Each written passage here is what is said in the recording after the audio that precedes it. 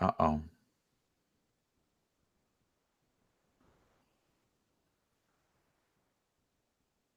Good afternoon, everyone. For some reason, it seemed like I had a pause in the show, and I just want to welcome everyone to this week's episode of Gaming News at Noon, of course, with Shady and Boom. And we have a surprise guest with us, Zemi.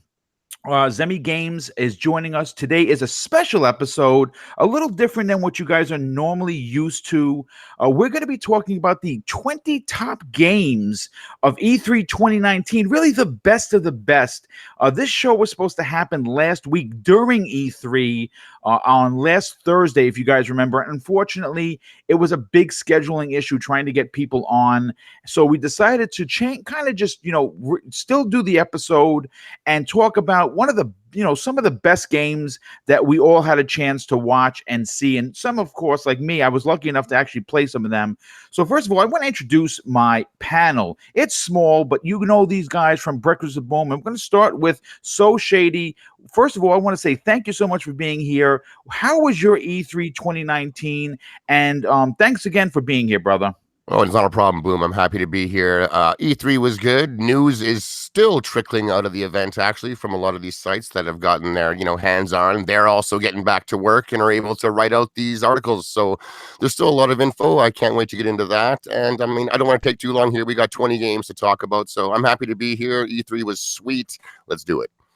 Yes, it was actually a lot of fun. Some people were disappointed. I actually was not. Maybe I'm a little biased because I was, again, very fortunate to be there this year. My first E3. It was pretty much one of the most amazing experiences I've ever had. And maybe that's why it was more impressive to me. But Zemi, I want to welcome you. Last week you came in like a champion. You talked gaming during E3. Welcome to the show. And in your opinion, how was your E3 for you? Thank you so much, Boom. My E3 was fantastic. I just sat here in my computer chair and watched it all. It was amazing. And I looked up to see all the games that are coming out for the rest of this year. And September and November is going to be a hard one for my pocket. It's going to be bad because so many games come out, and a lot of them come out all at the same time, which is fantastic, but it's horrifying at the same time for someone who does reviews. But anyway, thank you so much for inviting me. I'm happy to be here and can't wait to start talking about these 20 games. Yeah, it's going to be a great show. Like I said, it's a little different than what you guys are normally used to, but you know what? It's still E3 news. And we're going to open up the show with, I think, one of the biggest games of E3 2019. It won awards everywhere. It was shown, of course, on the Microsoft stage. And Keanu Reeves himself came out, shocking the crowd. And we're talking about Cyberpunk 2077 by CD Projekt Red, which is releasing March 3rd of 2020.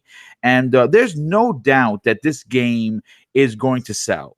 It is CD Projekt Red. They are one of the most, it's safe to say that they are probably one of the biggest and most developer friendly when it comes to their fan base. I've heard people on Twitter, of course, on other parts of social media already calling this game of the year of 2020. And I don't doubt it. It's coming out early. The game is going to be big. It looks amazing. What they're doing is just second to none.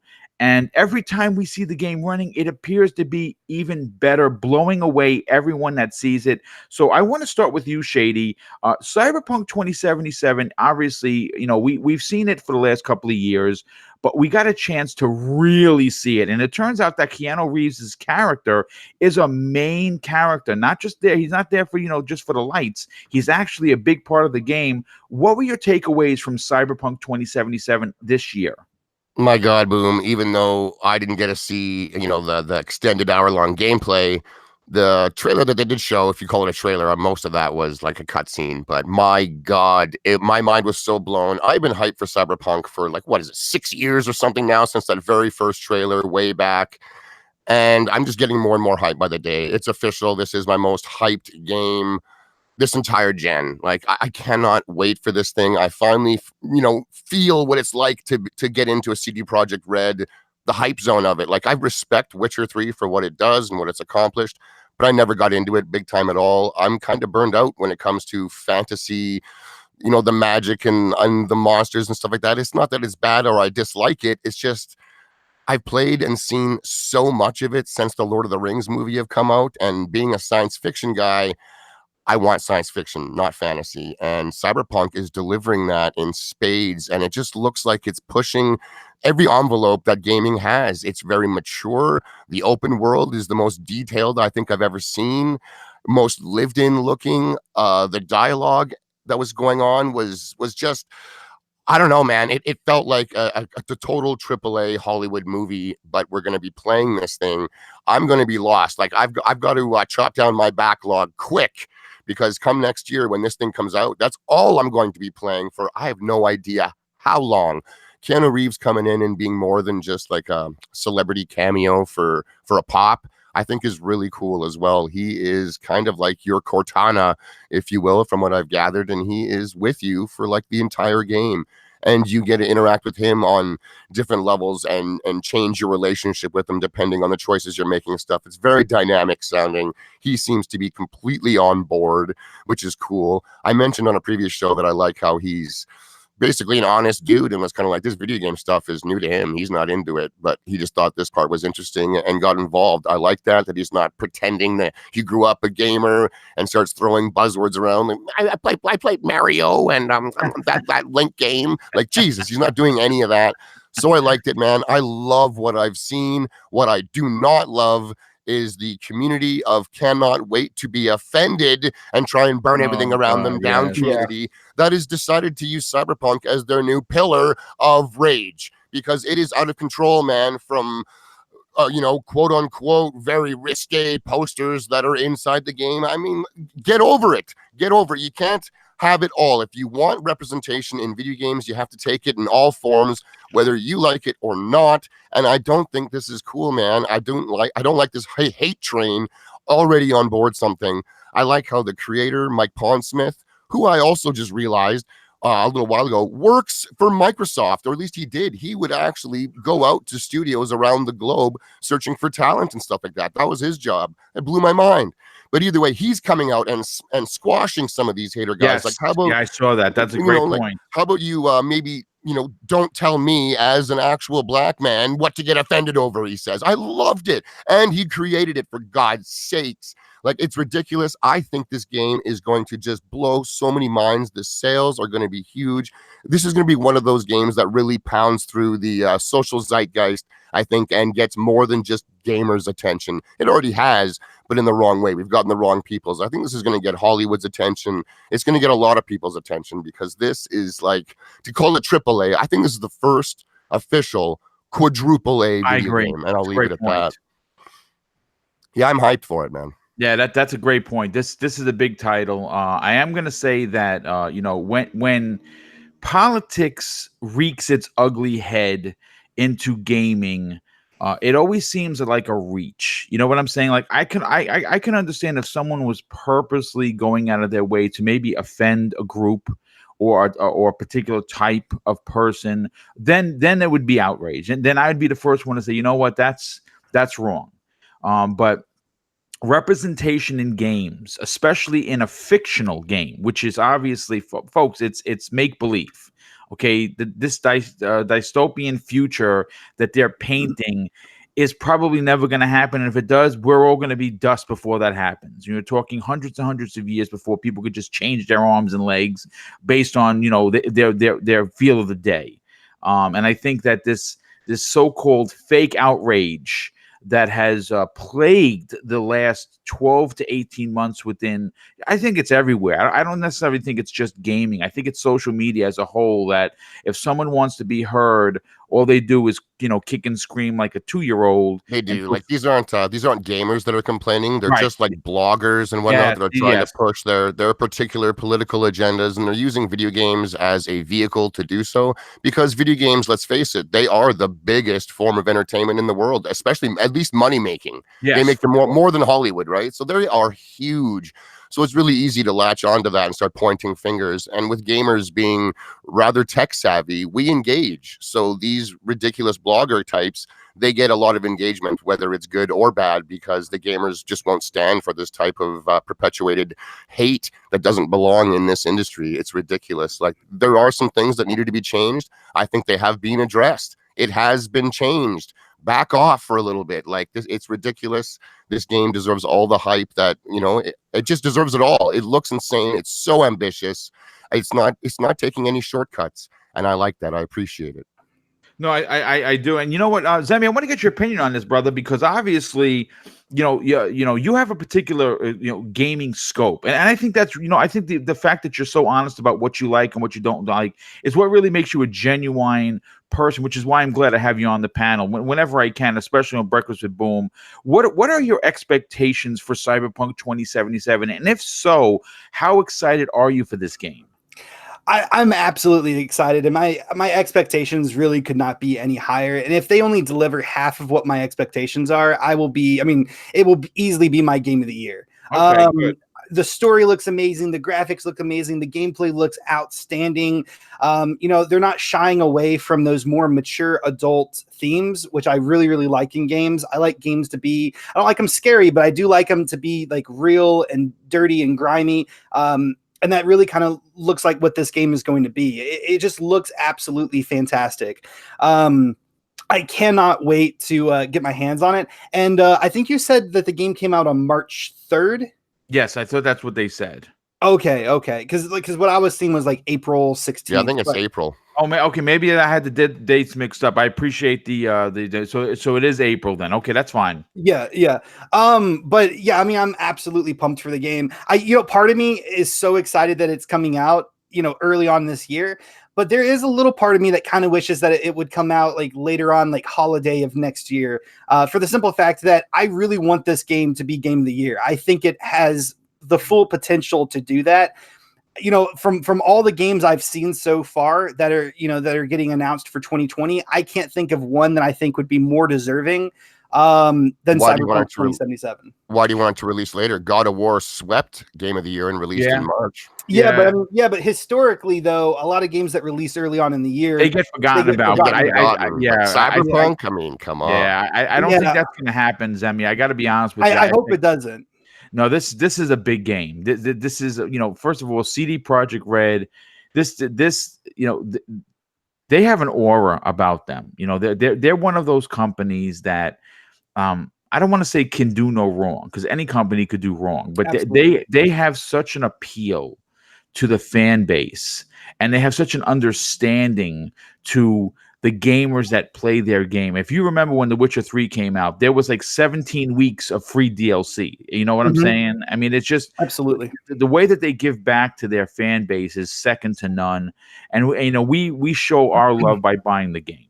Well, another thing too is, there's very few developers out there that I think that we can honestly say literally put every single thing that they have and try to make the game as perfect as they could ever possibly make it. That's a great and point. CD Projekt Red is easily one of those companies. There's very few out there that do that, and CD Projekt is one. Yeah, that's a great point, Zemi. They really do go out of the way to make sure that when whatever it is that they're releasing is as perfect as they could possibly get it, and God forbid there is an issue, they are immediately racing to the scene to fix it.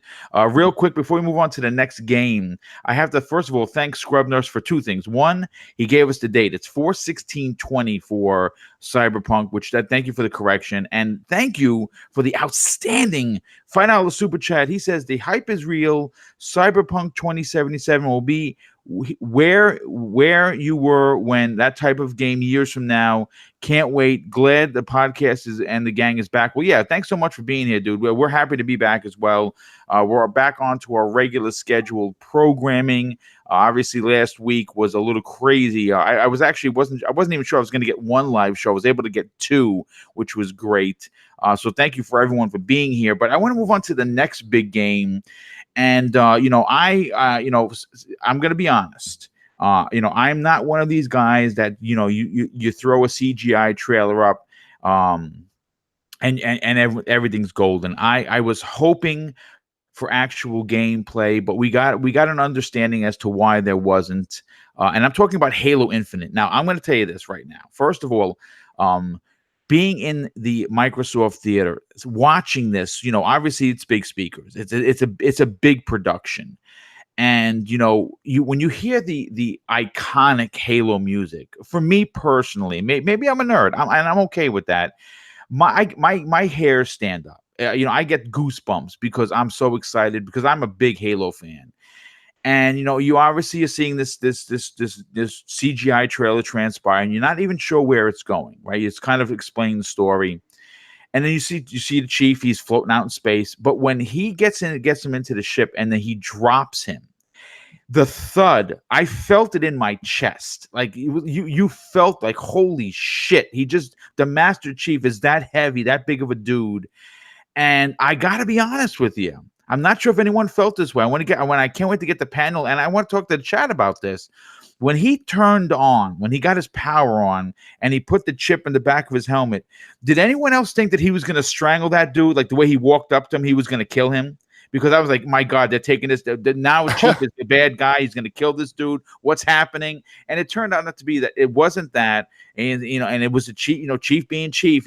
We got to run. No, we have to fight, and that's how it ends.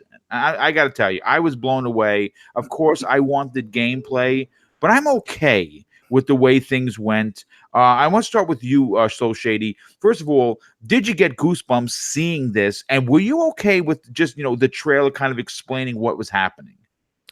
Yeah, I was okay with the trailer. It was in-engine footage, which means that the game is going to look almost exactly the same as that. Yes, that's correct. They also showed what they did the year before, just of the engine in general, which, that's not the game at all. Even the Chief looks different than he did in that in-engine trailer, from the reveal of Slipspace to he did now. Like, he's way more swole, man. The Chief is jacked, and I like it. I like how he's thick. I like that. And, when he did drop down, I thought that was cool, how they just reiterated how heavy and big the Chief is with just that sound and the clang. It's like, he's not just a guy in a suit, man. This dude weighs like 1,400 pounds.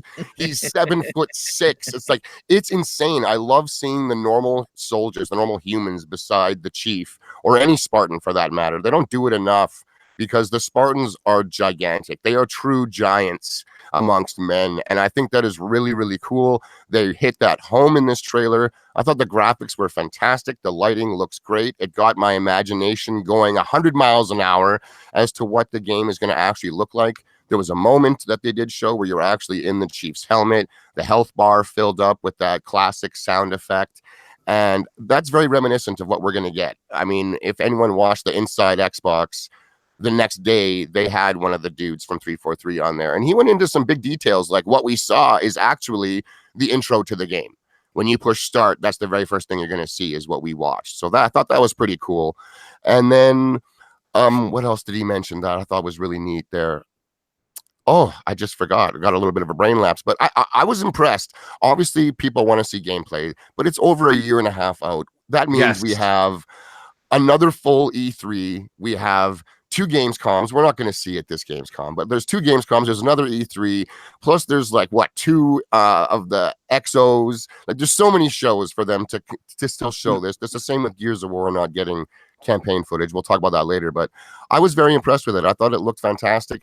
I like how there's the reboot factor isn't story-wise. The reboot factor is kind of, they're going to all eras and all legacies of Halo for the look, the sound effects, the music and stuff like that. They're really going back to the roots for a lot of it, as well as what they had in Halo 5 and 4. It's not so much that the story's being rebooted.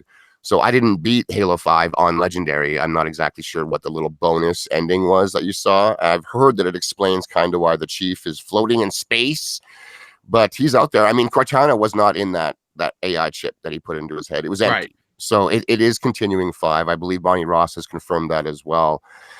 So I like that. I like how they're changing some of the look of the stuff. I do like the newer looks from Halo 4 and 5 for Chief's armor more than the Halo 2 and 3 look. I think that's a bit dated today. I do hope there's some customization options.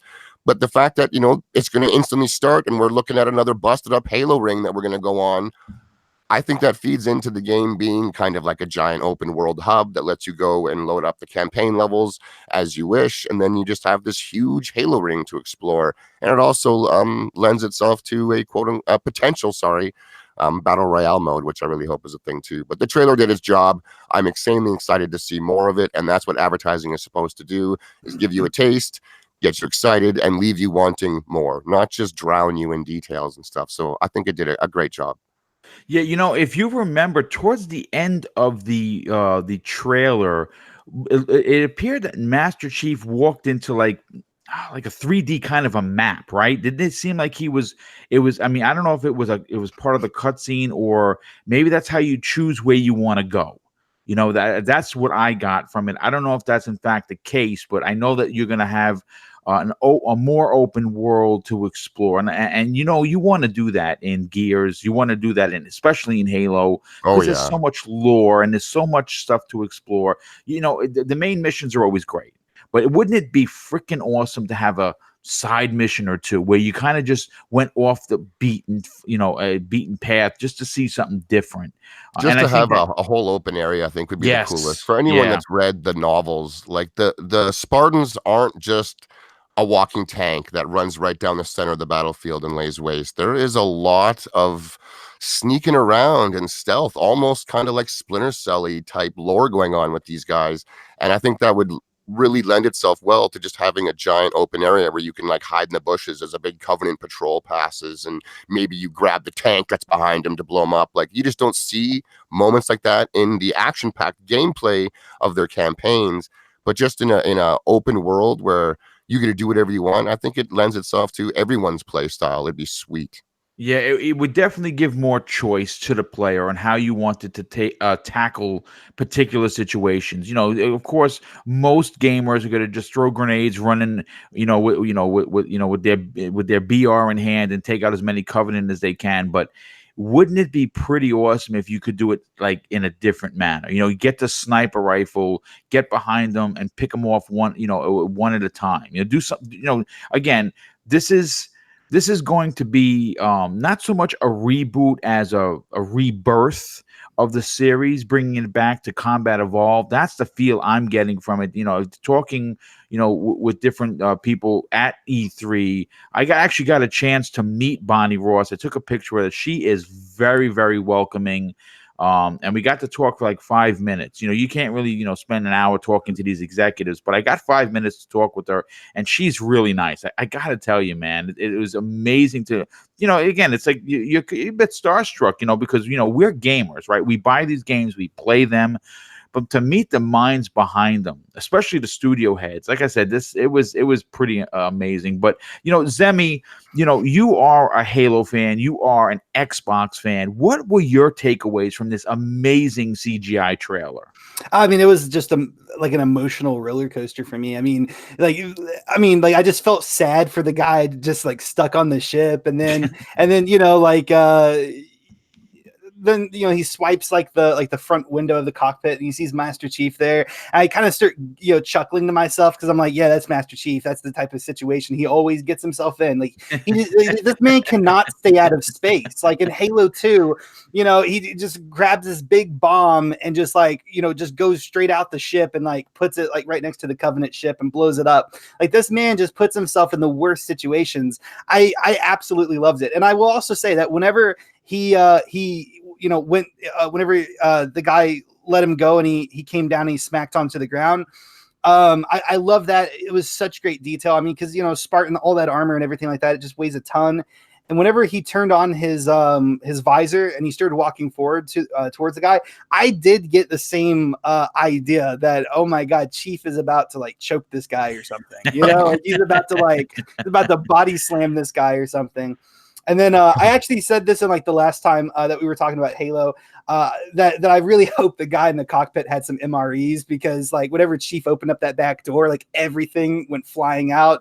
And I don't know what's going to happen to that pilot. I'm scared for him. I really am. Oh, Well, that was the thing, that one dude in the interview, he said that pilot will be with Chief for the game. Good. So they're actually building a relationship with I each like other. that guy. Yeah, I thought that was pretty cool. I loved at the beginning when the human was actually trying to open up the doors, and he was using all of his strength and just like, he could barely open and one. the Chief just kind of did it with one fist. fist. Yeah, he brushed to the side like it was a curtain. It was like, yeah, whatever. It's subtle things like that really hit home that these Spartans are like monsters among normal mortal men. They are intense beasts, and I like little things like that. Yeah. Cool. I would be remiss to mention, and I think no one has really really pinned the tail on this one, folks. This is going to be a launch title with Project Scarlet. And I don't think anyone has really driven that home how important it's going to be, because obviously when the X launched, it technically didn't really have like any launch games with it. But when I think about how long it's been since a Halo title launched with a console, we're Original talking the Xbox. OG Xbox, Yep. and it is pretty amazing when you think about it, how the franchise and the consoles are going full circle, where they're if you remember the OG Xbox, it was all power, right? Every game on it back then looked fantastic. Halo Combat Evolved was, game of the century. It sold millions of copies, sold millions of consoles, and now they're coming back around where the Anaconda is going to be this massive beast of a console, right?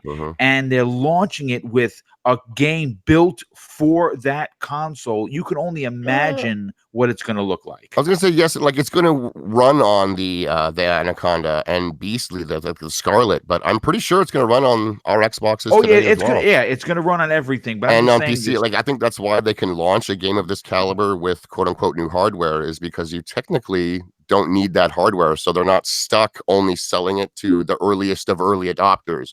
You've got everyone with an Xbox today, everyone streaming with xCloud, everyone on PC. So there's just way more potential, and we just happen to benefit from it with the new console gen happening at the same time. I think it's fantastic myself. I love it. I'll be playing it on the Scarlet just because that's going to push it as far as I would like to see it go. Right, that's gonna be the graphics that we're all gonna be talking about when that game launches in probably November of 2020. That's what we're all hearing anyway. And I want to move on to the next game. Unfortunately, this game came in like a lion and kind of limped out like a lamb. And I'm talking about Marvel's Avengers. It was finally shown off, and to be honest with you, it looked really good from my perspective. The trailer was only a few minutes long, but what we're hearing are those are the actual graphics for the entire game. It was also confirmed that up to 4 players can team up to take on Marvel's ultimate villains, and the game is being compared to other multiplayer type games like Destiny, Division, and of course Anthem. And outside of Captain America, Iron Man, Thor, Black Widow, and the Hulk, it's also been confirmed there's going to be tons of other heroes that's going to be joining the game. And we saw a glimpse of one of them. Hank Pym, aka Ant-Man, is definitely going to be one of those characters that you can use. I know we were talking pre-game. Shady, you were a bit taken aback in disappointment from the trailer. Oh yeah, I was indeed. With a brand new game like this, where no one has accurately described exactly what it is, what we'll be playing, I think showing just cutscenes with a second or two of gameplay that was basically QTE moments with the HUD removed at best is a total fail. No one knew what we're playing still. No one. And instead they trotted themselves out there and were like, you get to be any of your favorite Avengers as long as they're these 5 guys. And then they took 8 minutes to name each of them and have the crowd just go bananas. Like, I think they relied just way too heavily on the fandom that is for Marvel right now. Show us the game. We know Marvel's popular. We know these are popular heroes. And on the heroes front, they looked weird. They sounded weird. I mean, the only reason that these heroes still exist today is because the comic books essentially went bankrupt, sold themselves for pennies on the dollar to Hollywood, who did what they did with it, and Marvel just nailed it. They nailed it. These characters exist today and are as popular as they are today because of the movies. That is exactly why they're as big as they are. So it's weird to see not the same faces, not the same voices at all. It just feels like a poor man's Avengers to me, and with no gameplay at all. And instead they're coming out talking about future content DLC plans and PlayStation exclusive content. My God. Yeah, I was just kind of like, what are you disappointing. doing? Show the game. We need 30 seconds of gameplay. Just a cut 30-second gameplay trailer with the HUD up so we know how we're controlling these characters. What are we doing? And I just thought it was one of the poorest showings ever. I have heard that behind the scenes, the guys that did get to see the actual gameplay were pretty blown away. They said that it looks fantastic. It looks really fun. The powers are sweet.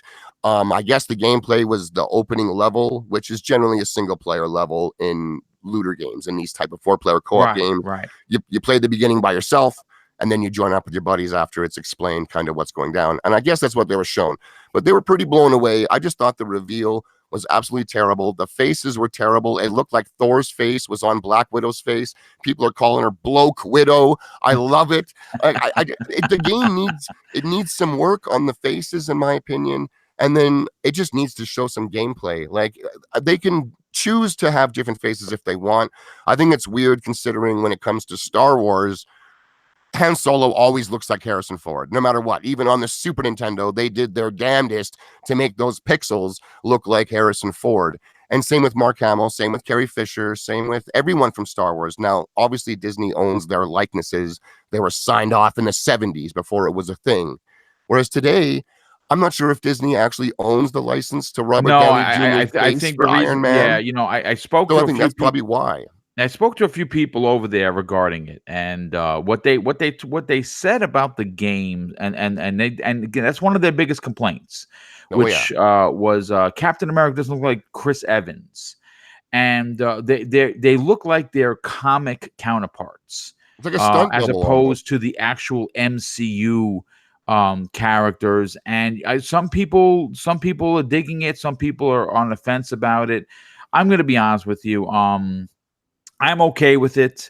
Them looking like more like the comic characters than the MCU characters, because obviously you have to pay the characters, you have to pay the actors to have their likenesses, and I don't know if they could have actually afforded that. Zemi, that's the reason. That's what I really think it is if Disney owned the likenesses, we would have had the Avengers that we all know and love instantly. It would have been done. But because they have to actually pay these actors, they went this other route, and they're instead trying to reword it to this is just a creative decision. It's not really the movie. But that trailer they showed played very much like the Avengers movies. Like, you guys are pulling so much from those movies, except what we want you to, really. I don't know. It was a fail reveal for me, but I'm excited to finally see what it is eventually. Well, I mean, we know it's coming out in 2020, right? So we know that it's going to be coming out then, and they have a lot of time to work on the faces. They have a lot of time to work. I mean, I think it's a holiday 2020 title. And that's fine. You know what I'm saying? At least we know that it is coming out, that it does look like it looks.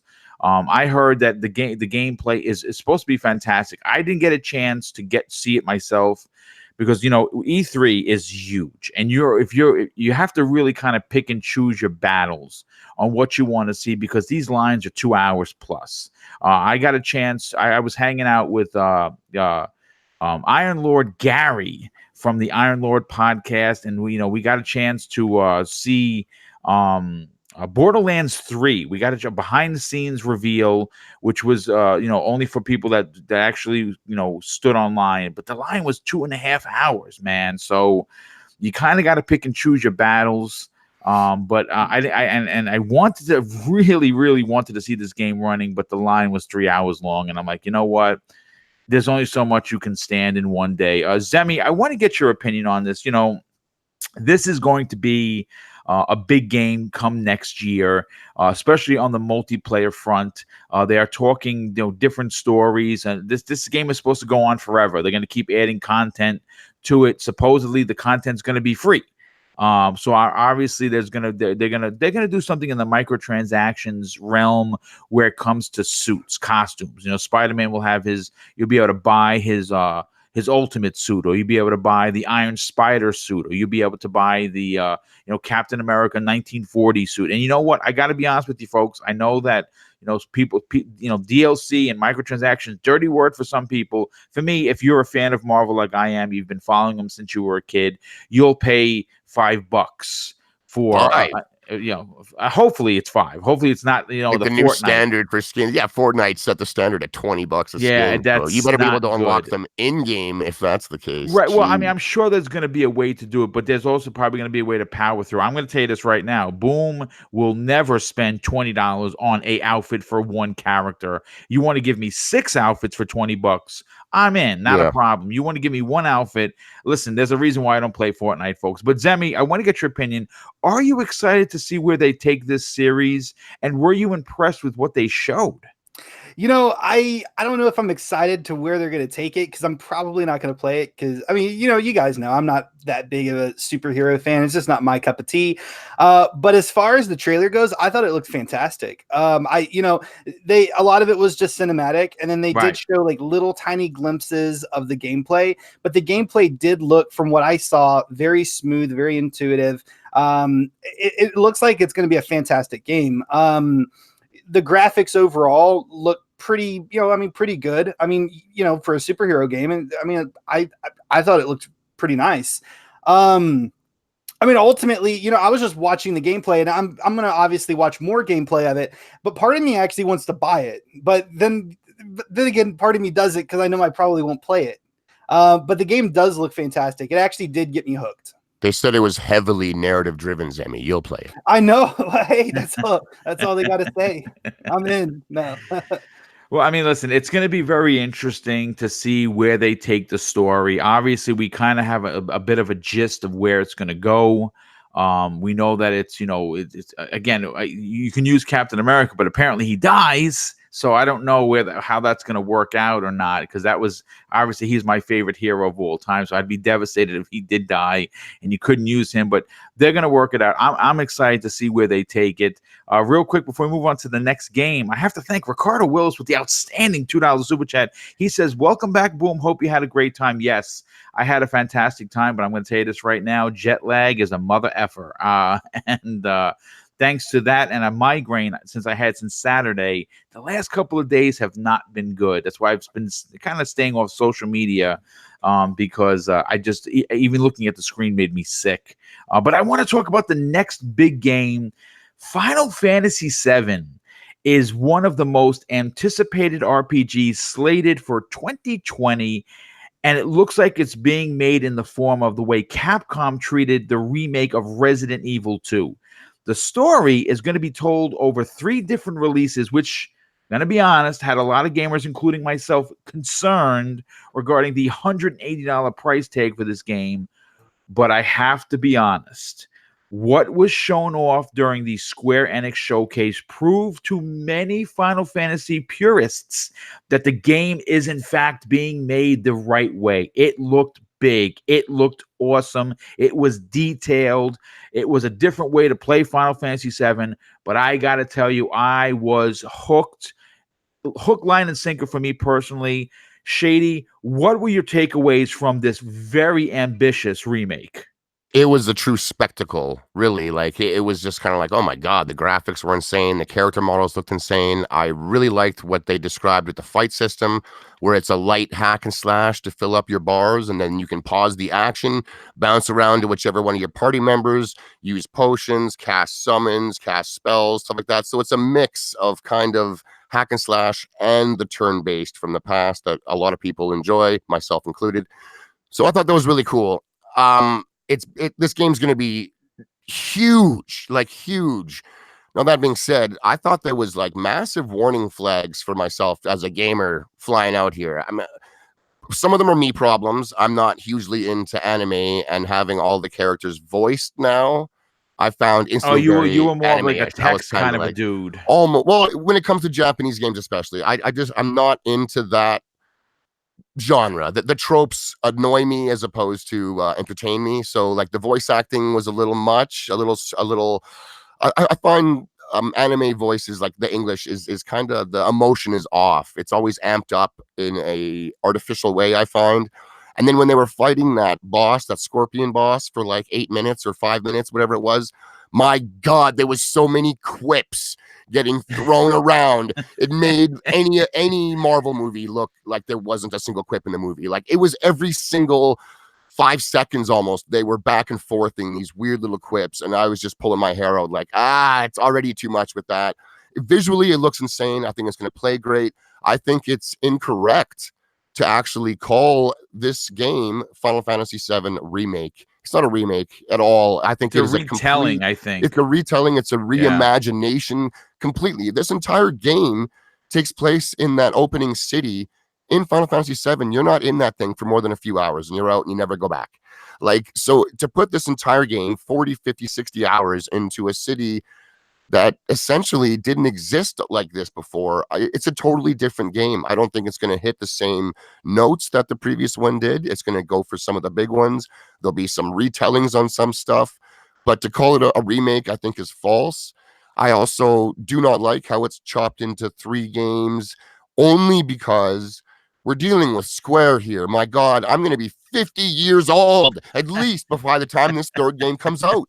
There's no window at all. I do not have faith or trust in them to release it in a timely manner. If we were This to get isn't going to be a yearly release. Yeah, it's going to be like 3.5 years in between. Crazy things could change. I've been watching interviews with them. They literally say they don't know where they're taking this thing. Yes, that's a great point. That is worrying, man. Yeah, they've already got summons locked behind $200 pre-orders. That's a bad look to have the summons in a game like this locked behind any form of pre-orders or any form of DLC. Like, I think this game in particular is being set up to become a basically generation-long franchise of a money pit. This is the most ripe game I've almost ever seen to be abused with its monetizations, and I think it's going to be. They're going to eat the fan base alive if they want to get everything that this game has to offer. Like, there's talk of DLC missions. What is that? Like, are they just going to decide that a mission that was previously in the game isn't quote unquote a core mission, and you have to pay for it now? I don't know, man. I'm on a big wait and see with this game. I think it looks fantastic for all those diehard fans out there. This looks like it's going to deliver it to you, but it's going to cost you a lot of money, and it's going to probably be like 9, almost 10 years. I'm putting my word on it now. I'm betting it's going to be a long time before you see the end of this game. Well, I mean, listen, there's a couple of red flags, red alerts, red alarms, however you want to poke at it. The three releases that are going to cost fans $180 is definitely one of them. And I've said this earlier. If I'm going to get 60 hours of play, and it's a Square game, so it's going to be big. If you're going to tell me I'm going to get 60 to 80 hours per disc or per download, then you can say, well, if I pay $180 over the course of 5 or 6, 7, 8 years, that's not bad. It's $1 an hour, and it is Final Fantasy VII.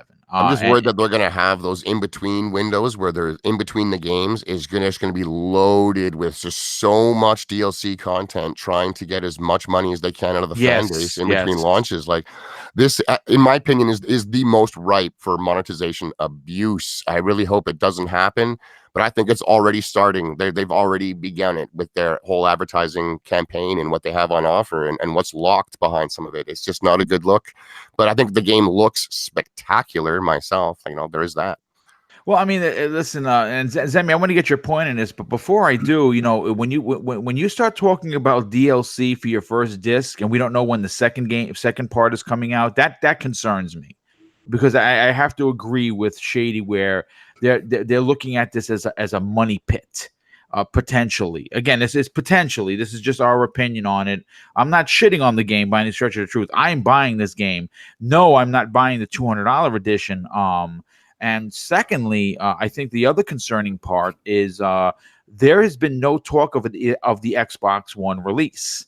We don't know if this is an exclusive for 1 week, 1 year, 10 years, 15 years, or whatever. No one is talking about it. No one from the media is asking about it. And just before E3, Walmart Canada actually had it up for pre-order for the Xbox, but they took it down. I mean, it is out there in the wild, but not officially. It's weird. Yes, it is definitely concerning for sure. But Zemi, listen, this is a big game. This is gonna be a game that people are gonna be playing for years to come, simply because it's not gonna be one game, one release. It's gonna be 3 different releases across one giant game. What were your takeaways from what you saw, and are you interested in Final Fantasy VII, the remake? The game looks absolutely amazing. I mean, the graphics look fantastic. Some of the gameplay that I saw, like in the trailer, looked a little bit too grindy. I thought I like how they're going to more of like an action adventure kind of fighting rather than like the turn-based fighting, because I wasn't really a huge fan of that. The last Final Fantasy I played was Final Fantasy X. and I thoroughly enjoyed that game. But I'm just not really into like the turn-based actions. But I do like how they do have their gameplay set up. It does seem a little bit grindy though, because whenever they were fighting that scorpion, man, that thing, it just seems, because they did a lot of cuts, like in the footage. But it just seemed like that thing would take you at least 30 minutes to kill. Like that's just what it appeared to me. Yeah. So I don't know. I as far as the money pit kind of thing goes, it's good to realize that, and it's definitely important to talk about it. Because a lot of casual gamers are going to go out and buy it, and then they're going to figure out that they're going to have to drop at least another $100 to be able to play the game how they might want to play the game. So it's important to talk about that type of stuff. As far as me buying it, I'm probably not going to buy it. I've just never really been a huge Final Fantasy fan. I thoroughly enjoyed the 10th one, but I never played any of the ones before or after, and yeah. So the graphics do look amazing, though. I will say that. I mean, yes. I mean, it does look like what you would see in one of the Square Enix's movies, right? That's how realistic it looks. Yeah. And I'm very excited about the game, but there are a lot of unanswered questions that, with all of the footage that they showed, a lot of questions still up in the air. Timeline for releases. Is it a PS4 exclusive only? For how long? I don't know, the DLC talk. It's definitely. I didn't like how they described the game's length either. The guy was like 2 Blu-rays worth of gameplay. What does that mean? We don't judge gameplay length by how many Blu-rays it's on. We don't. Tetris is less than 3 megs. It has infinite gameplay. So I think that was just a terrible way of explaining how long this game is even going to be. And if it takes up 2 discs, that just means this thing is sitting around like 80 to 100 gig. And I think a lot of it is going to be cinematics with you being dragged along and just fighting as you go. But a lot of it is going to be heavily cinematic based with this game, I think. So you guys are talking about how whenever this releases in 2020, are we only going to get 1/3 of the game? Yes, that's exactly what's happening. It's gonna release over the course of 3 discs, and they don't even know when the second part's coming out. They have no release date whatsoever. But they are talking about DLC, which is again very concerning. Another concerning thing as well is that, I mean, I remember playing Final Fantasy X. I was really young. The game was, pretty decently long. And I know that Final Fantasy games are generally pretty decent and length. But I mean, how much of that content is actually going to be new content versus just repetitive, you doing the same thing over and over and over again in a game like that? That's a great question. That is a really great question. How much is new content versus you fighting the same soldiers 172 times? I don't know. That's a great question.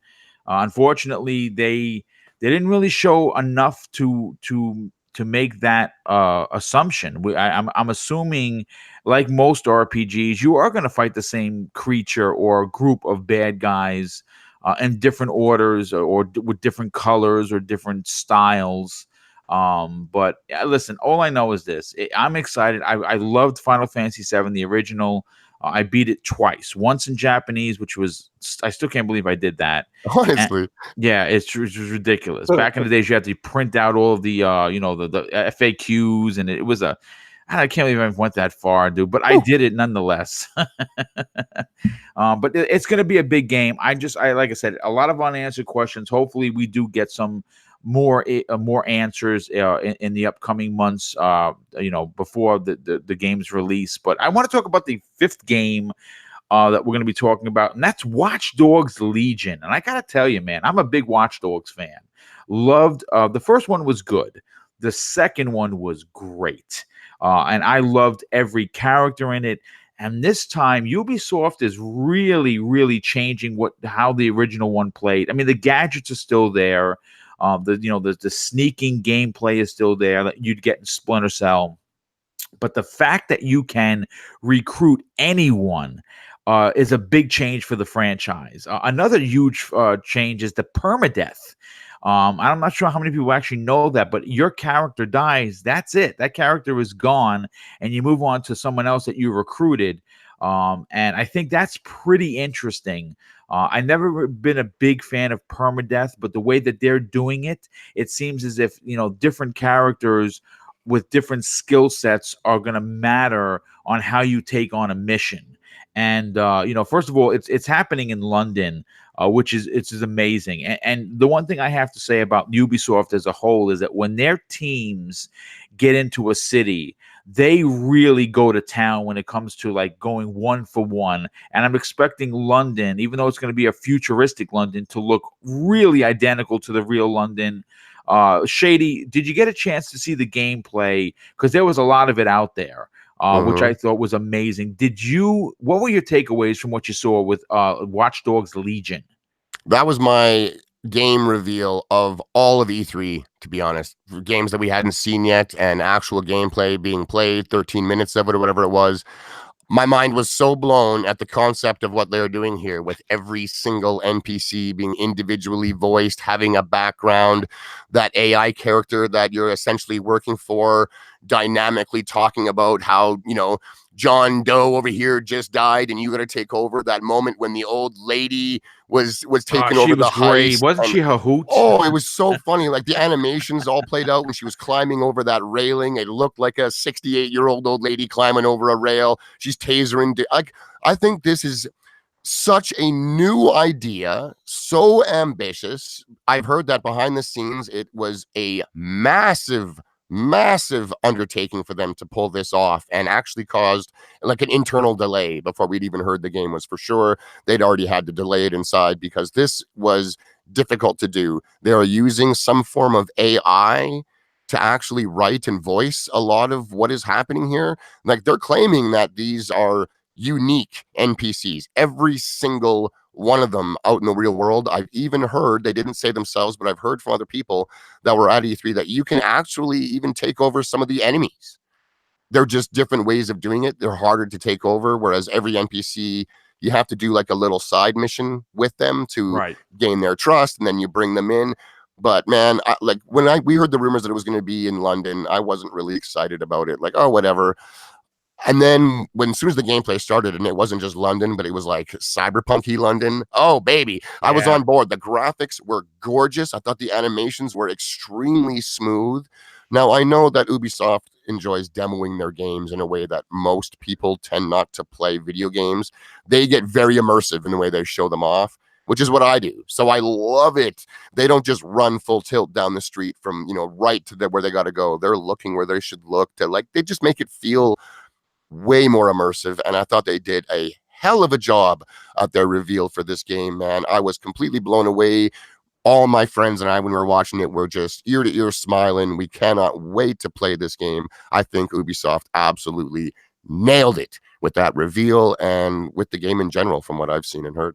Yeah, it looks good. Zemi, you like story-driven narrative titles, and this definitely has a real strong case on all points. Did you get a chance to watch the actual trailer and the 13-minute gameplay? What were your thoughts on it, dude? Yeah, I did. And, I've spoken about Ubisoft on not on this podcast, but on some other ones that we've done. And, my biggest concern with Ubisoft a lot of the times is their games just always seem exactly the same thing. Like they borrow features from other games and they implement it, and it just makes all the games kind of run together for me and just have that Ubisoft feel. But I will say that Watch Dogs 3 is 110% different. Like it's bringing back the old, Xbox 360 Ubisoft for me, implementing, brand new features to a franchise that's never been seen in any of their other stuff. Yes. It's amazing. I mean, I don't know how good it's going to work. I don't know if, all of these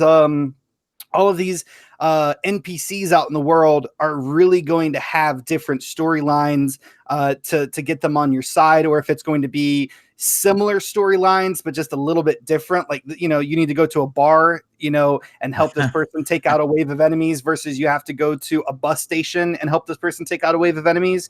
So I don't know how unique it's really going to be. But it looks fantastic. And the granny, oh my God. That was hilarious, dude. It was hysterical. Like, she's climbing over there, and then she like tases a guy and then pistol whips him on the ground or whatever. Oh my God, it was fantastic. I'm gonna have to at least have 2 save files. One of them will be just like the Granny Squad. And I loved how it allowed you to kind of do that, like in the game, like in the trailer, you know, it showed you that you could have nothing but grannies or nothing but like I guess bikers or whatever. Or nothing but like spies or, you know, whatnot. And so I'm definitely going to have to run with a Granny Squad on like 1 save, but I'm for sure going to buy this game. Hopefully Ubisoft's service comes out before the game releases, so I can just get the service and I won't have to worry about actually buying it. I got news for you. They didn't. I don't recall them talking about it. And if they did, I totally missed that. They're not on console. I was gonna say, Boom, with that permadeath, it looked like just in the gameplay they were showing, and I think one of the devs was saying that when your guy is about to die for the first time, anyways, you have a chance to give up, like arrest me kind of deal, and then that character is taken a prison or whatever for a while. I'm assuming you can either break him out or you have to wait a while and then you can come back out, but you can actually give yourself up as opposed to resisting arrest. But as soon as you resist, they'll put you down, and then you're dead. Yeah. So there is ways of getting around that permadeath if you don't want to maybe risk this character that you're using. You can just put him on layaway, if you will, for a while by having him arrested. And I love the setting too, like London. I mean, because, you know, like very few games are set in London. You know, there's a ton of games that are set like in New York or, you know, like a spin-off of New York, you know. But there's just really not a whole lot of games that are really set in London anymore. And so that's going to be really refreshing. Yeah, you know what? New locales are always great, especially, again, you know, the way Ubisoft puts it together with the one-for-one detail while adding their own flair to it has me very excited. And they've done it with all of their games, especially like when you look at the Division, how closely they mapped New York. It was bananas. So I'm expecting the same level of detail, and I'm very excited about this game. And, you know, the next one I want to move on to, I think everyone's going to be excited for this one. We were talking pre-game. Star Wars Jedi Fallen Order by Respawn Entertainment is the first single-player story-driven title since The Force Unleashed. And from what I saw behind closed doors during the EA Play event at E3 2019, I have very high hopes that it's going to be amazing. Gotham fans will find the main character familiar because it's the actor from that show. And, you know, if you're unfamiliar, the game takes place after the Emperor's issue of Order 66, and every Jedi who is left standing is being hunted. It's an original story penned by Chris Avellone and Aaron Contreras, and both of them have worked on big games. And has been confirmed that it is, of course, Star Wars canon within the universe. Shady, you know, I know that we were talking pre-game. You said that the original trailer was pretty, you know, straightforward for you, but you heard behind closed doors, like I was telling you, that the game does really maximize the Star Wars-ness of it. Yeah, that's right. I thought this was the second game actually at the show that showed the poorest behind Avengers was Star Wars. At that EA reveal, it just came out and they showed us this long, like 12, 13, 14 minute of just gameplay with no one talking to explain anything. And I thought it looked so linear. Like there was just walk straight and fight anywhere from 1, 2, maybe 3 really slow moving stormtroopers at a time. The graphics look pretty. I'm sure the story would be great. The Star Wars fanatic in me was excited for that part of it. But the hardcore gamer just wasn't fired up, nowhere near as much as I was hoping to be with that gameplay reveal. I actually found the Xbox showing where there was just the quick 2-minute well-cut gameplay trailer that they opened their conference with was way better. Well, they didn't open it, but it was quickly after. It was way better. That got me more hype than the extended gameplay that I watched someone from EA play. I just was not excited for that at all. And then what I'm hearing again from behind the scenes of people on the floor, people who saw it, people who have interviewed these guys, is the game is actually a Metroidvania type game. And the developers have come out and said that Metroid Prime was a main type of, like, they looked at that and wanted to take a lot from the way those levels were designed and the replayability of going back once you have a new power to force pull something down to get a next power up. They really looked at Metroid Prime, which I thought was fantastic. And it's like, why didn't you say any of this during the reveal? Instead, you held our hand, walked us through the straightest line of a linear gameplay I've ever seen. And then afterwards, behind the scenes, you're like, oh, by the way, you have your own ship. You can choose any planet to go to in any order you want.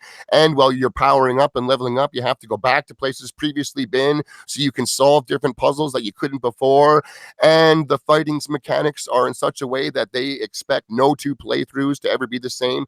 Like, there was just so many details here that they didn't show at the reveal. And we just got this weird, gameplay. I thought it looked pretty. I thought it also looked pretty boring.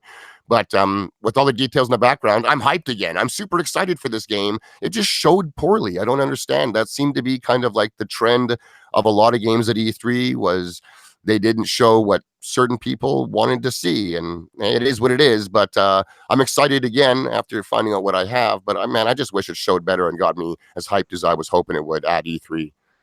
Yeah, I mean, listen, anything you'd like to add to this, Zemi? Obviously, are you a big Star Wars fan, and are you excited for this?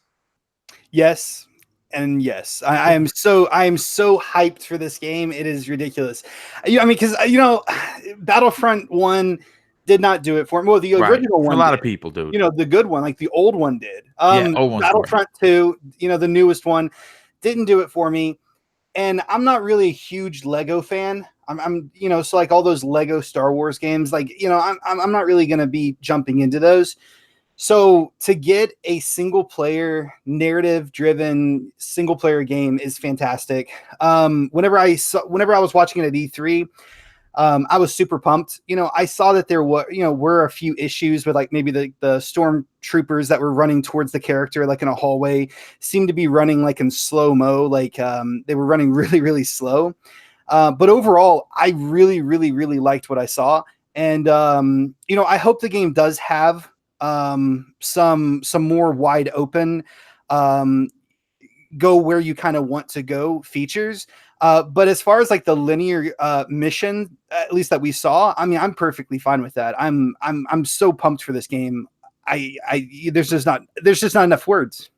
Yeah, no, I mean, that's great. A Gotham guy in the chat, who, of course, if you don't know, was gracious enough to offer me his +1 into FanFest. I cannot thank him enough for that generosity. He's saying people are calling it the Force Unleashed 3. I mean, listen.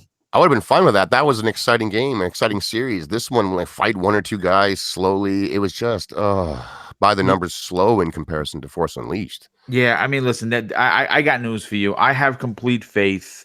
Again, the behind the scenes, I couldn't take video, of course. It's a closed door session, so there's no video allowed.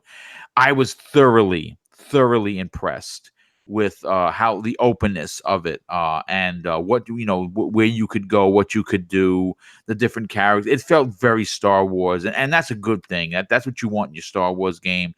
You don't want your Star Wars game to feel like Dark Souls. If you remember a couple of months before we saw the trailer, they said that it is. Sorry, Boom. They've actually compared it to Dark Souls combat-ish with the combat is exploration. rewarding like that. Yeah, there was a scene where you did fight this pretty big dude, and if you just went in there swinging your sword like your lightsaber, like a knucklehead, you were getting thrown around.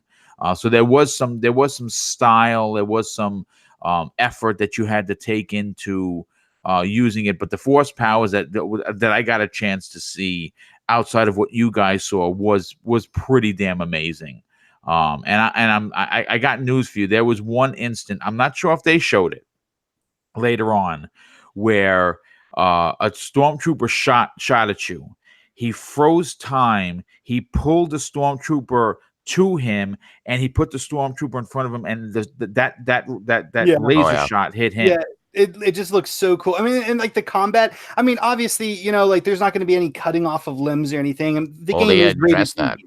Yeah, they addressed that no limbs coming off, actually. Disney, it comes from the top of Disney. Yes, and they don't want any limbs flying. Limbs coming off of humans are actually big plot points. They don't want it to be willy-nilly arms and hands and legs flying off. When Star Wars does take off a human character's arms or its head or their torso, it's a big plot point, and they want to keep it special in that way. But they did confirm that droids are getting lopped off everywhere. Monsters like those spiders, you can chop off the legs and the tails and stuff.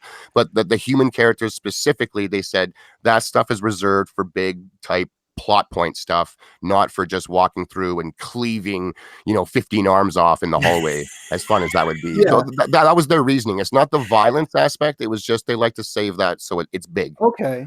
Well, I mean, that's good. I mean, like but even still, like the combat just looks really brutal. I mean, there was like another like scene where like the guy draws some guy to him and is like holding him with his like arm, and then like he just like thrusts the lightsaber like right into his chest, like up close and personal. I mean, like the combat definitely looks very rewarding and kind of brutal. Yeah, I mean, listen, it's a more grittier take from what I've seen.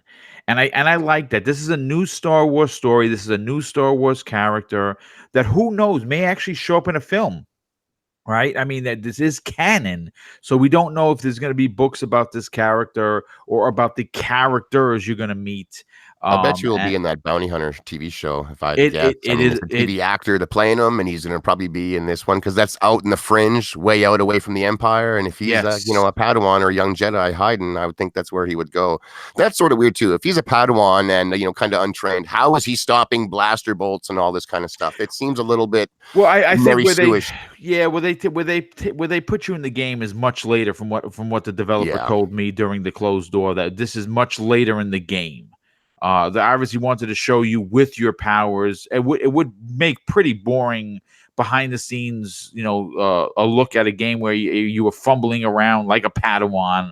So I can understand that. I hope he has a trainer. Like, I really hope there's a character that teaches him this stuff. I don't like this direction that Star Wars is taking, where anyone is kind of a Jedi and you train yourself and then you're just the shit overnight, kind of like, some of these newer Jedi characters. I don't like it. They need to be trained. I think that's a thing that needs to be there. You don't just realize it one day and start lifting rocks and telling people what to do just because. I think that's a silly way to use the Force. So I hope there is someone there to train this young man and he doesn't just, come across it all on his own for some reason. I think that's weak.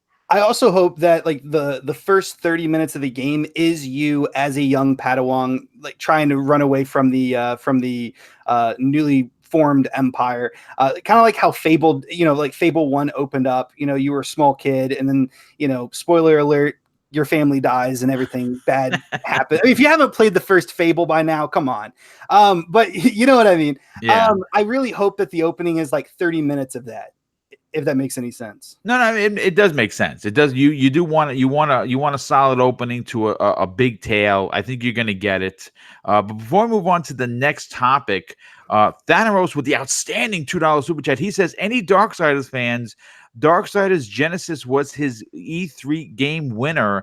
That does look dope, I have to admit. A smaller game, but on the same lines as of those top-down Bouldar's twin stick, right? Yeah, twin stick kind of a pretty cool. Yeah, it did definitely look interesting. I'm going to be getting that when that comes out. But I want to talk about the next game, and it's a big one. Gears 5. Disappointed and excited people across the Xbox fan base. Obviously, it was originally shown off at the Xbox Showcase of 2018, where where it pretty much blew everyone away with the graphics. They showed that cutscene.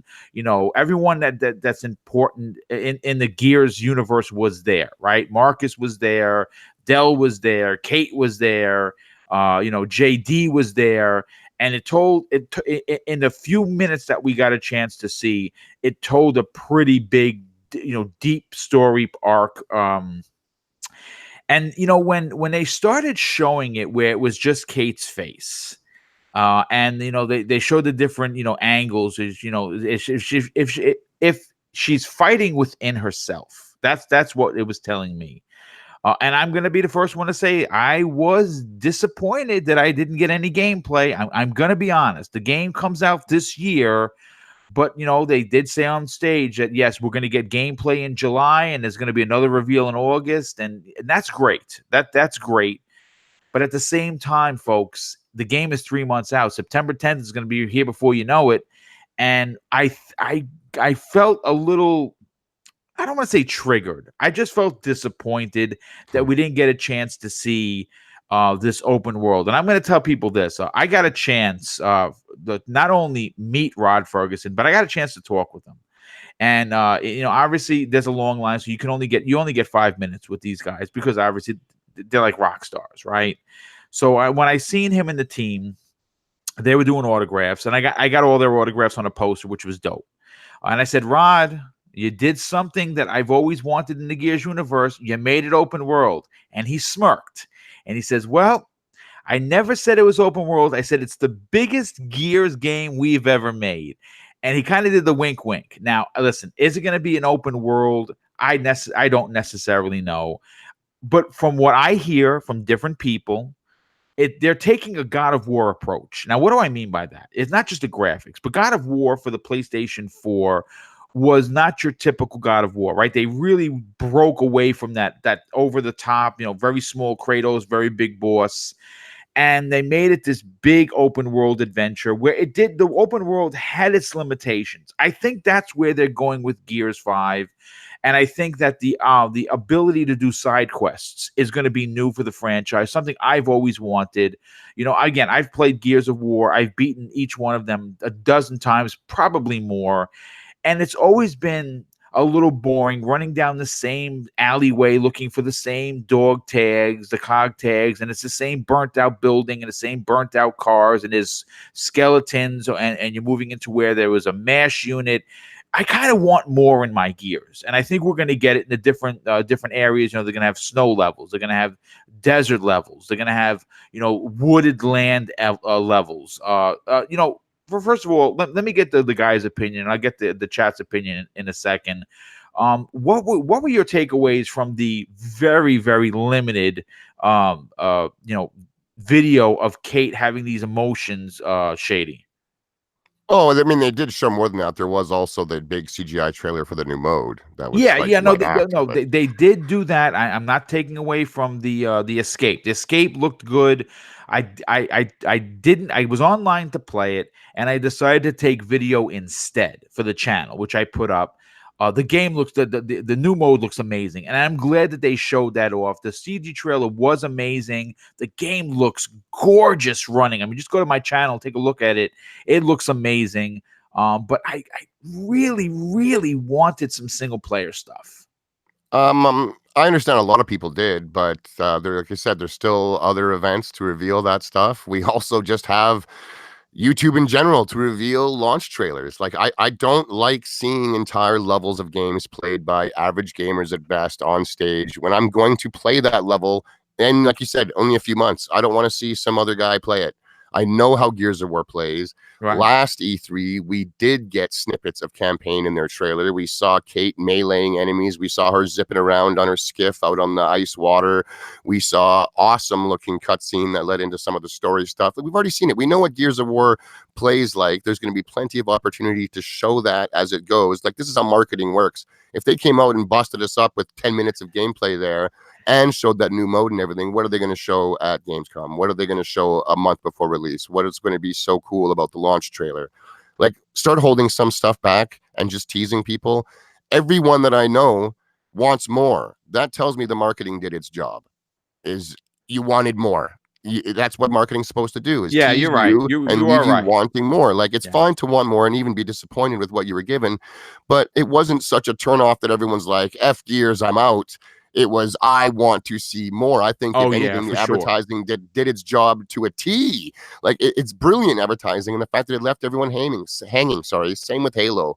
Everyone wants more. Job accomplished for a commercial, really. I think it was great. I loved that other CGI trailer specifically for the new mode, Breakout. I've watched it a dozen times at least already. I think it's great. And that's the type of marketing that I enjoy seeing months and months out from a game, especially a game that we're very familiar with, being Gears of War. This isn't Avengers here where no one knows what we're getting. They needed gameplay on that aspect just a little bit. With Gears, not so much. They teased it last year. We got a new mode that had tons of gameplay all over the internet right after the show ended for those willing to go and look for it. I think it looks fantastic. It's like a reverse horde mode. Instead of defending an area against an onslaught, you're trying to run away as, basically the poison gas is catching up to you. It's almost got like a battle royale aspect to that, where the ring is closing and you got to keep going and fight these waves of enemies that are in your way. I think it's going to be a wicked mode. It's got 4 unique characters in there called Hive Busters that purposely get captured so they can, come into the hive and blow it up and escape. I think that's a neat little narrative. They've got comic books coming out of those characters, which is also pretty neat for the guys that like the transmedia type thing. I'm on board, man. I'm really excited for Gears of War. I know we're going to get a lot more content to come in the next few months because it's only a few months away. And that excites me as opposed to already knowing everything about it now. And they're just either retreading stuff in the coming months or just overloading and showing us too much to the point where we don't even need to almost pick it up anymore.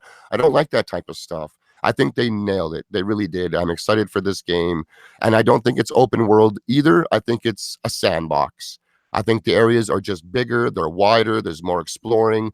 That being said, I do hope they do maintain some of that original Gears of War feel where I am in a contained space with a lot of cover and just bombastic action. I don't want all of Gears of War to suddenly become very slow paced and all about exploring and stuff like that. I want that in the game, but I want to have that really tight, hardcore action parts as well. So I hope there's some levels that cater to both, really. I think you're going to get it. Zemi, what were your takeaways from what you saw? Yeah, I really wanted some gameplay. I really did. I wanted to see a little bit of single player gameplay, and I also wanted to see a lot of multiplayer gameplay. I mean, because, Gears of War has a fantastic story, but a lot of people, the thing that keeps them playing Gears of War isn't the story, it's the multiplayer, Right. And I really would have liked to see a lot of multiplayer gameplay. And then I really also would have wanted to see single player gameplay. And I agree, with Shady to a point that, you definitely want to leave people wanting for more. But I mean, we're talking about 3 or 4 months until this game comes out. And I think it's a lot more important to build up as much hype as you can for the game and show, a lot of stuff. I mean, obviously you want to keep some things back, but I don't think one thing that you should keep back is gameplay. I've been playing Gears of War since the very, very, first Gears of War. And it just kind of seems like to me, I could be wrong. I don't know. I don't have any numbers, but it just kind of seems like to me that Gears of War has been losing a lot of interest with its core audience over like the last few years. Maybe I'm wrong about that, but I think it's definitely important to show as much as you possibly can to get a lot of these people that might be thinking about skipping Gears of War again this year to possibly buy it or if they were to show everything that you guys have all wanted, everyone that the entire community is screaming and begging for, one day before launch, it was an hour of gameplay, blowout, everything. Everyone would go buy it anyway. Yeah, I agree. Why do you need to be sold on a game for 3, 4, 5 months, a year and a half before it's out? We all know a day before it's out, if they showed the gameplay for the first time ever and it was bombastic and insane, we'd all go buy it the next day. We don't need to know for a fact for months before. It's ridiculous. Don't pre-order it then. Don't even buy it day one. Wait 3 days when the entire game is up on YouTube. Watch whatever it is you think you need to watch and make your decisions then. Like they don't need to give that stuff away before. I think it's ridiculous, and I think they did a great job. Everyone wants more. Job accomplished. Again, like, come on, guys. Yeah, I think what you're going to get is you're going to get like a Game Informer where they're going to do the big blowout special. It's going to be on the cover of Game Informer. They're going to have interviews with Rod Ferguson and the team. They're going to show multiplayer. They're going to show Escape. They're going to show some single player. You're going to get that big blowout, of maybe a few weeks before. And then I agree with you. I think who's to say? And it would behoove Microsoft to have an Inside Xbox. Maybe on on the 8th of. Who's honestly going to be like, well, because you showed it a week before the game's out, I'm not buying it. You needed to show it 3 months for me to buy it. Now, who's doing this? Nobody. Nobody's doing that. Casual consumers. If you held all the gameplay for the day right before the game came out, how many people do you really think would get to see that? How much time? I don't think 24 hours is enough. Trailer, bro. They need one game. They don't need it day one. It doesn't go not for sale after day one. They keep selling the game perpetually, so they can buy it a week later, a month later, 2 months later. Who cares? If all they're looking for is day one sales and headlines, then maybe they're doing it wrong. But in general, a casual gamer, he's casual. He's going to see a commercial. If it looks insane, he's going to go buy the game when it says available now. That's it. There's the world is too excited for hype and months long hype for some reason, when I just don't think it's necessary. Who's going to not buy it if they see a game trailer that they like? Who? I needed to see this 4 months ago. That's unrealistic. No one's doing that. Well, Yeah, I but mean, a lot of listen, people like to see gameplay so they actually know what they're going to be buying. They know. Well, then wait for the commercial. Wait for it to come out. Wait for it to actually be there. like I said, day 2, 3, the 4, 5, 6, the 7, one 8. day release thing is not going to happen. This is going to have massive marketing behind it. The same way Halo is, the same way any of their big first party titles are going to be. You're going to see, you know, like I said, you're going to see this at Inside Xbox multiple times. It is. And you're going to see on Xbox YouTube, they're going to have trailers. This is going to be marketed in such a way that it's going to be outrageous. And of course, you know, Game Pass is going to lead the charge, because if you guys didn't know, and I think everyone knows this by now, the Ultimate Edition is going to be in Ultimate Game Pass, which everyone should have. If if you've been following me on Twitter, I've been saying for the longest time that you got to go out and buy months and months and months, up to 36 months of regular Game Pass. You buy that $1 Ultimate Game Pass. It transfers everything over to Ultimate Game Pass. That means that you're getting Xbox Live Gold, you're getting Game Pass PC, Game Pass console, all for the price of whatever you paid. I'm paid up to $422, which is great. And everything was converted to Ultimate Game Pass, which is amazing. But you know what? We've been on this topic a little bit longer than I would have liked, because it is Gears of War. I don't move on to the next topic, and that's Ghost Recon Breakpoint. And I got to tell you guys, Ubisoft, they're doing it again. The new story takes place on a fictional island called Aurora, where it's the main production plant for the company Skell Technology. And the antagonist, of course, is Punisher star John Bernthal, who plays Cole D. Walker, who's a former Ghost operative and is now command of his own rogue army known as the Wolves. This is going to be a 4-player co-op romp. I know that Shady is salivating here to talk about it, because obviously he digs multiplayer, but more specifically co-op multiplayer. And it looks like they're coming at this with every technology you could possibly imagine in a Ghost Recon game. What were your takeaways from the trailer? I mean, I was blown away. What were your thoughts? I thought it looked really good. Like, graphically, it looked fantastic. You're right about that co-op, man. That resonates with me huge. That looks like a lot of fun.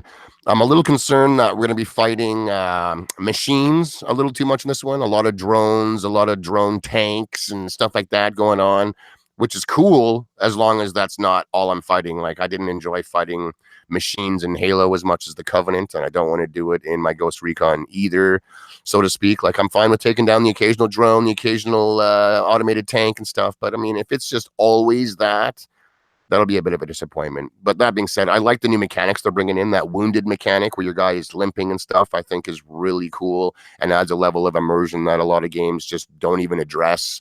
I think it'd be neat if that's in the multiplayer components of the game as well, like the versus. If you shoot a guy and he actually is limping and stuff, or maybe his arms don't work so good, so his aim is off. I think that's really cool. I like how you have to, well, you don't have to, but you can choose to, prepare food or drink water to get buffs, stuff like that. Like, they've really cranked up the immersion level here.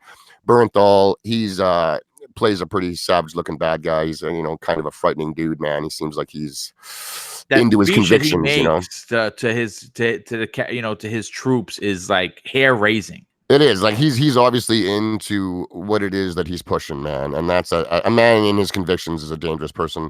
So I'm interested in the game. I think it showed really well. There's a lot of new mechanics coming in that I think are really cool looking, and yeah, man, I'm a big fan of Ubisoft. They deliver big time on these open world games, in my opinion. So I'm hyped for it. Yeah, and what about you? Zemi? This has a very heavy. It's a very heavy story-driven type of game. The narrative obviously is of a serious note.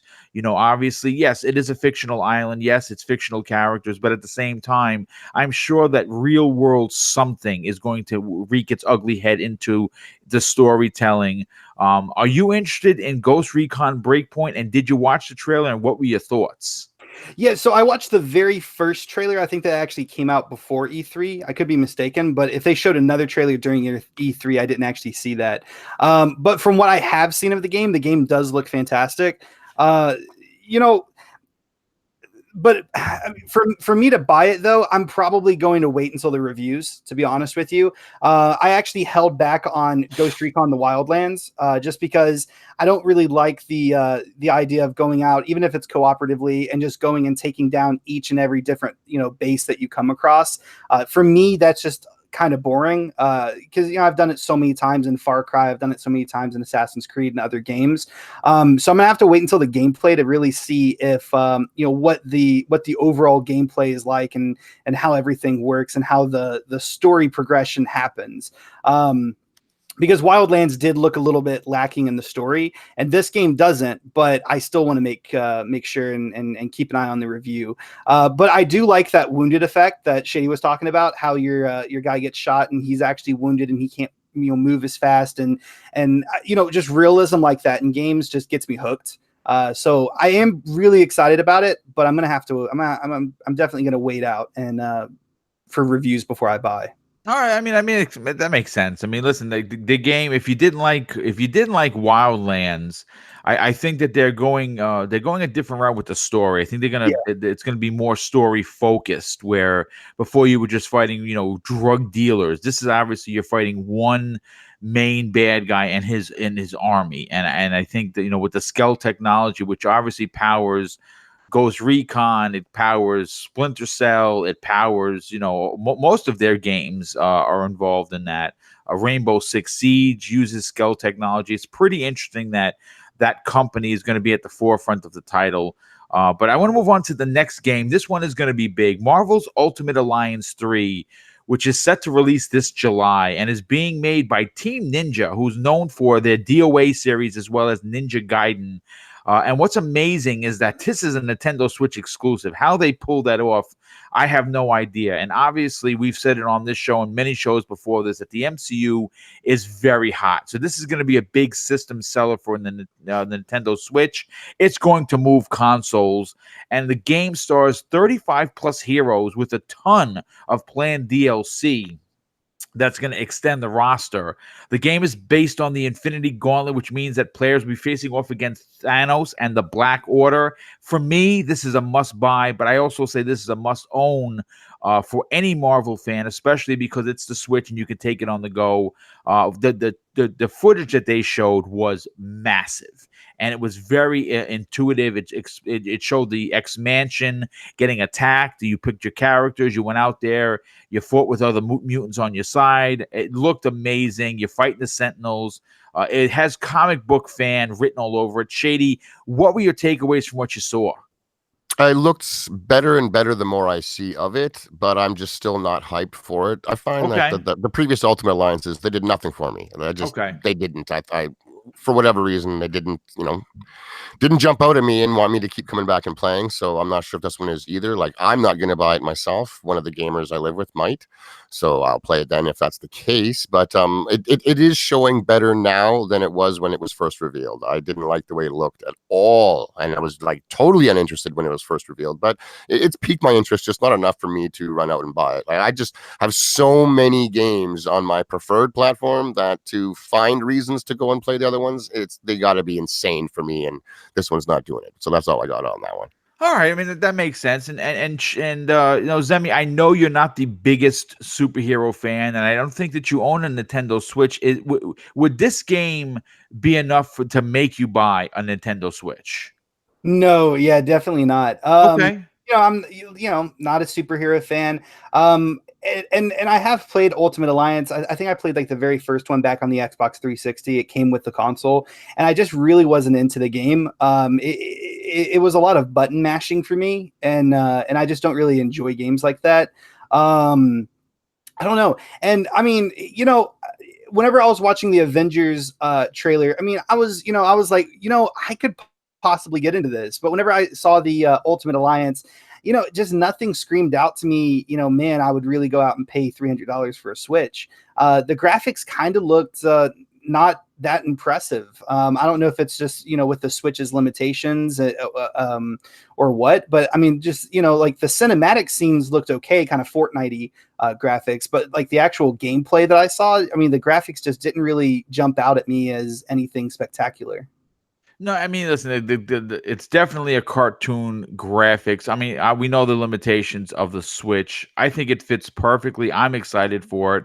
But I want to move on to the next game. And I think both you guys, well, one of you is definitely excited. The other one, maybe this might be too scary. I don't know. Doom Eternal looks insane. And I have to say that, the premise of hell coming to Earth and having the Doom Slayer once again just destroy anything in its path is just it checks all the boxes for me. The game looks fast, bloody, gory, and of course it stars the BFG, and there's nothing wrong with that. There's a ton of new weapons, especially with how you traverse the levels, where you have that chain where you can actually bring the demons to you and you blow their heads off with the shotgun. It looks amazing. Shady, I know this checks all your boxes. Yeah, it does. This is my most hyped game releasing this year for sure, like bar none. It looks so good. Somehow they have improved the visuals even more over the last one. I'm hearing from people that got a chance to play it that the gunplay has even been amped up. The look is more retro, like the imps have the cool white spikes sticking out of their backs now. The plasma rifle looks like the plasma rifle. Oh my God, to say that I'm on board, it's not enough, man. Like this is so good. I was so impressed with the gameplay that they showed. It was insanely in your face, incredibly violent, super fast, super smooth. I'm so excited for this game. I'm not sure if that multiplayer mode is going to be a success, the asymmetrical 2v1. Like, I think modes like that are a blast in the office for these devs that build it, and they're playing it every day with, the guys they work with and stuff. But once you put these types of modes out into the real world and we're playing with randoms, they're not quite as good. They're not as fun. Look at something like Evolve. I'll bet Evolve was incredible in the office when they were all playing it at the end of the work shift. They were just like, this game is going to be huge. And of course, they released it and it was anything but, because randoms don't play like a bunch of buddies that work together for years and play their game at the end of a shift. And I think these devs have a weird disconnect there where what's fun in the office doesn't translate to fun out in the real world. So I'm not sure about that multiplayer aspect of it myself. It could be good. At least it's only 3-player, so it's not hard to find some friends to get in and just play with them. But yeah, man, I'm super impressed. I like how it's not just hell on earth anymore. That trailer had, the powers of heaven coming in, so let it be written. And, they're coming for you, man. Basically, what I got was humanity is gotta go. It's their time to be punished from the forces of hell. And the Doomslayer is in the way, man. You're killing the demons. You're trying to save the people. You're screwing up heaven's plans. And they literally dropped a line, something like, these are no longer your people to protect. My God, I'm super hyped to bring death and destruction to both sides, the good, quote unquote, and the bad. Doomslayer is going to rule all. I'm so hyped for this game. It is the beginning of a giant, all-encompassing Doom universe. I love it. I love what I'm seeing. I cannot wait for this game. Yeah, me too. And of course, I have to move on to Zemi now. You never know with a scary game. Is this something that's in your wheelhouse, or is this a big pass for you? Yeah, it's just going to be a pass. Okay, all right. Yeah, completely. I mean, the game looks good. I mean, it looks very brutal. A lot of blood, a lot of gore. Honestly, I mean, I know that the graphics have been upped, but whenever I actually looked at the game, I was like, wow, this looks really, really close to the last game. I don't know if it was just like the same looking environments or what. I know that the graphics are better than the like the previous one. But yeah, I mean, if I wasn't a coward, and if I like killing demons and whatnot, I would definitely be into it. But unfortunately, I'm not. Okay, you know what? That's perfectly okay. That listen, you know what? You respect the game for what it is, and you just keep it moving. That's nothing wrong with that. I want to move on to the next one. Another big title coming out in 2019, Borderlands 3, the next installment from Gearbox Studio. I got a chance to see behind the closed doors once again. It's one of the lines I stood on. Got a chance. Now, I had an opportunity to play, but what I decided to do was, rather than play the game, I know I'm going to like it. I had Gary from the Iron Lords play, and I obviously videotaped him playing, so I can put it up on the channel. and it got a lot of views, and I'm glad that people got a chance to take a look at it through my eyes. The game looks amazing. The game is as fast as ever. The graphics are gorgeous. It's what you want in a sequel: big, and bigger. Shady, what were your takeaways from the trailer, and are you stoked for this game? Oh yeah, man, I'm super hyped. This is another game where every time I see it, I get more and more excited for it. The graphics are beautiful cell shaded. The detail is fantastic. The lighting is on point. The environments that they're showing, I mean, there's different environments for one. My God, that's such a good thing that we're not just in the arid desert anymore. We're on different worlds. Very in your face neon stuff happening. I love what I'm seeing. And then again, from guys that were at E3, I'm going to shout out Skill Up on YouTube. I love that dude, man. He's got some really good takes. I don't agree with everything, of course, but he was saying that to him, the gunplay, felt as tight as Doom. It was giving Doom a run for its money for gunplay. Wow, and that sold me instantly. Because when it comes to Borderlands, I'm a fan. I enjoy the series, but I always found it a tiny bit stiff. Something to do with the shooting, especially shooting enemies that were running like sideways. It just felt stiff. It wasn't as good as like a Halo or a Destiny to me, or a Doom, of course. To hear someone that, I know what kind of games he's in. I like how he describes games. Skill Up, man. When he said the gunplay is challenging Dooms, I was instantly sold even more than ever, because that's the most important thing to me in a shooter. And it's a multiplayer game. That's right. And it's got the co-op.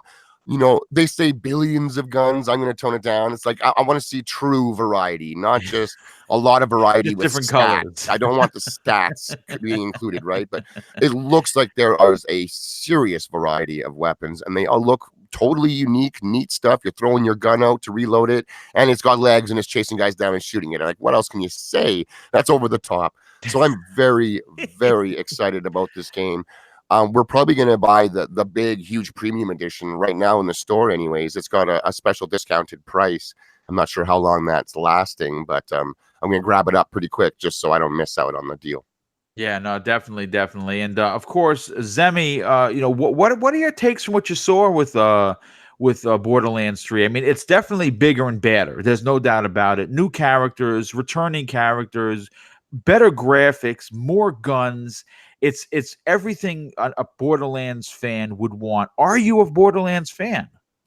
Not really. I just feel like the negative guy. No. No, but I tried playing the first one, never could really get into it. Didn't really have a whole lot of friends that had the game, that wanted to play the game at that time. And I've been trying to search around for some people to play Borderlands 1 and 2 with, to try to get into the series. Honestly, the one thing that would hold me back would be, do you guys think that I would need to play the first two games before I jumped into the third? You don't think so? I don't necessarily think so. I think that you can jump into 3. It is new Vault Hunters, and it's a new story. Obviously, the perfect storm is that you do in fact play 1 and 2, but they are in Game Pass. And a quick tidbit, if people don't know, got a chance to talk with the devs. They also signed a poster for me. They were really great to talk to. The DLC for Borderlands 2 that works its way into Borderlands 3 is on Game Pass right now. Download it for free. It's in there. It's in the Handsome Jack collection. If you didn't know that, get in there, download that, because basically it is a prequel to 3. And I think that is freaking awesome that a game that old gets new DLC. It does. Actually, that DLC, it looks so much better than the other parts of Borderlands 2. It's kind of weird because you're playing the same game. You load that up, and you're like, my God. Yeah, it's like a midpoint between the two. But it is awesome that a game that old did get this conjoining DLC for free anyway. I'm not sure if it still is. That was a time thing. So, I mean, if you're interested, go to the store now to double check. But it's not going to be free forever. Yes, that is correct. Well, listen, if no one else has anything to talk about with Borderlands 3, I want to move on to the next game. This took me by surprise. Now, of course, I'm an OG, right? So, of course, I had tons of old systems. One of my favorite systems, actually, my favorite system of all time will always be the Sega Dreamcast. But one following very close to that was the Sega Saturn. And one of the launch titles that still to this day makes me smile from ear to ear when you say the name, Panzer Dragoon.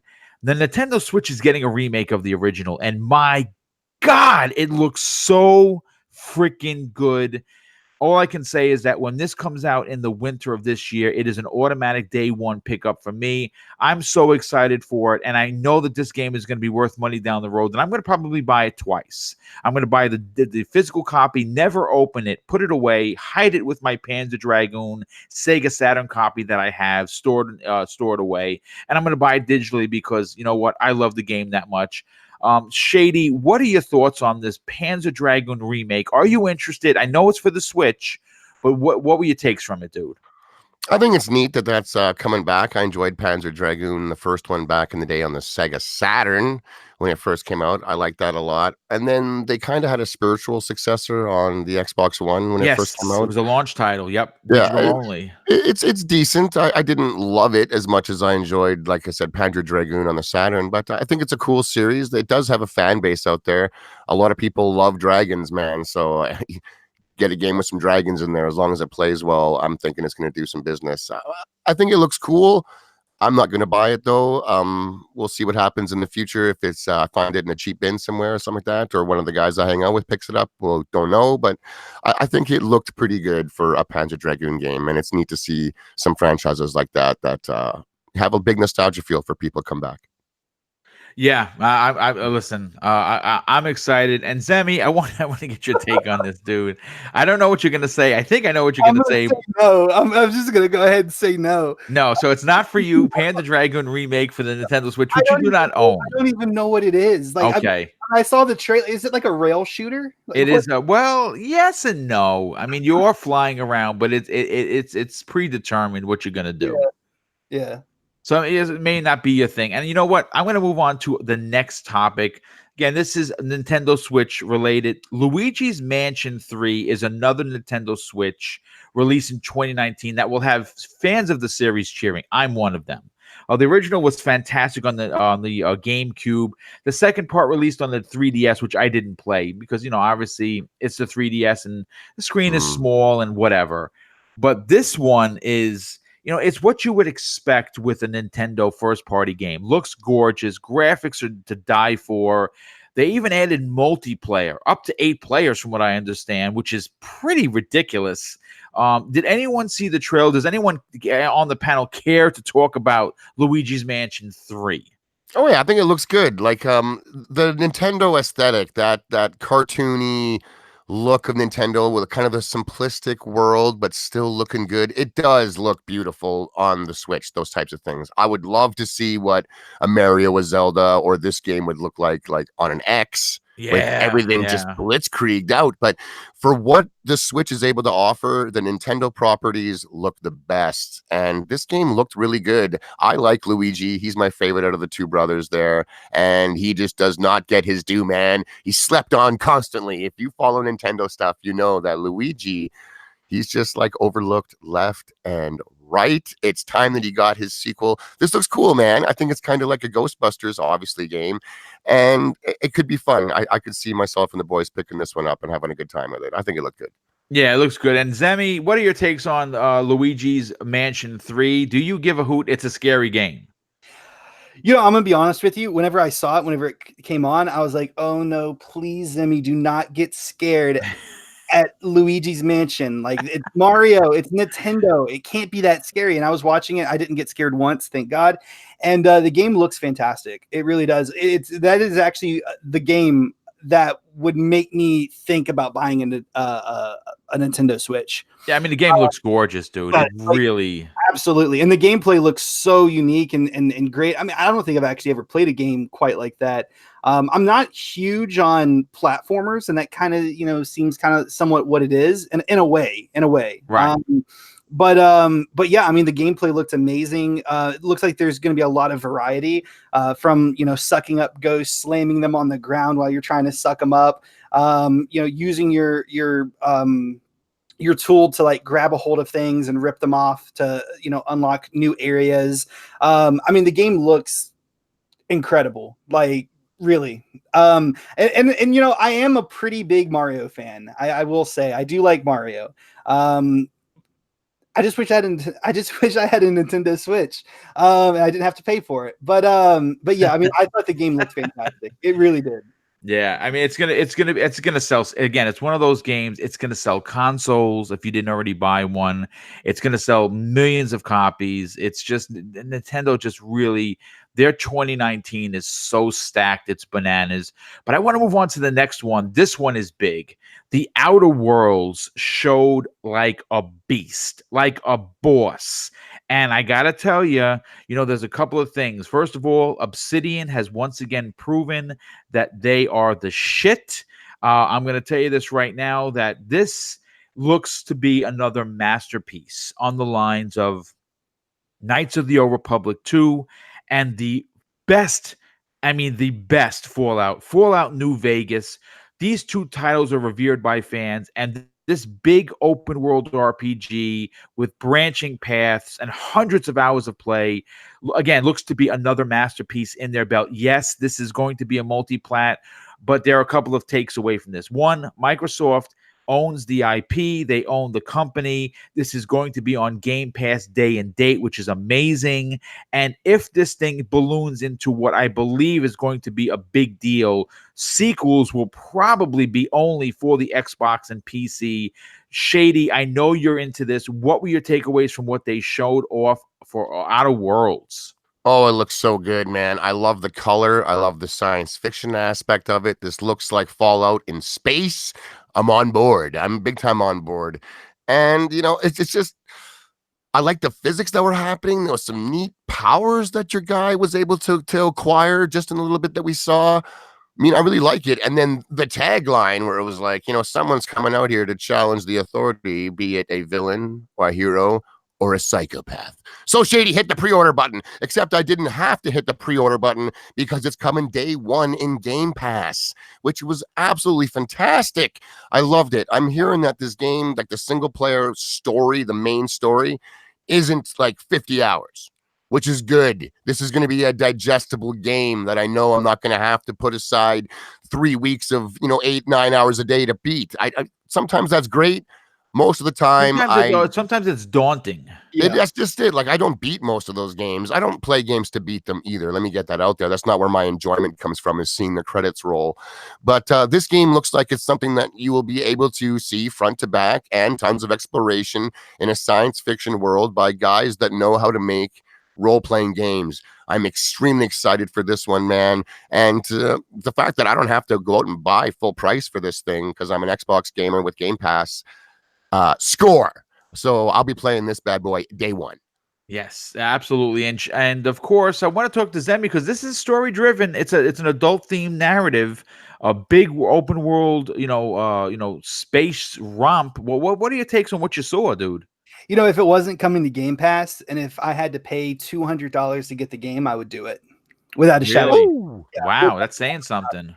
I love Obsidian. I love what they do. Did I ever tell you guys that they made Fallout New Vegas in 18 months? Did I ever tell you that? Yes, actually, yes, you did say that in one of the episodes, and that is pretty ridiculous. That's still, in my opinion, the best one in the series. Made for them. You know what I mean? A lot of the assets were, getting brought in from Fallout 3, but it's still amazing that they were able to do that. I love Obsidian. This game looks fantastic. It looks like you're going to be able to have different choices, whether to kill a person or not a person. I love it. And it has like a very Fallout-esque like vibe to it, right? And space. I'm a nerd. I love RPGs, and I just wish that they would make an Alpha Protocol 2. Like, I really hope. Yeah. I'm really hoping for that. Like, after Outer Worlds, that would be fantastic. But yeah, I couldn't be any more hyped for this game. I cannot wait. Yeah, this it looks exciting. It's going to be a big game. And again, the fact that you can be a good guy, a bad guy, or somewhere in the middle is pretty awesome, where it does really just change the game for each player. I think it's going to be one of those titles that people are going to be talking about at the water cooler. Like, hey, listen, I did this. Did you do that? No, I went this way because I was an evil bee. You know what I'm saying? But I want to move on to the next title. This one blew my mind. Sitting in the Microsoft Theater when this started, and I'm talking about Blair Witch. This title took the entire audience by storm, and I was sitting right next to Colt Eastwood, and we both looked at each other when the trailer started, and both of us said at the same time, "Holy shit, Alan Wake!" And though it's not the sequel to Alan Wake, it is by the makers of Layers of Fear, a Bloober team. And this, of course, is a Microsoft Game Studio release, which makes it exclusive for the Xbox One and PC. It's releasing on August 30th. It has a very, it has a combination of scary games into it. It felt like a little bit of Alan Wake. It felt a little bit about the one where you wear, where you're looking through the camera when it's all green. I forgot the name of that title. And it does feel very Silent Hill-ish, if you will.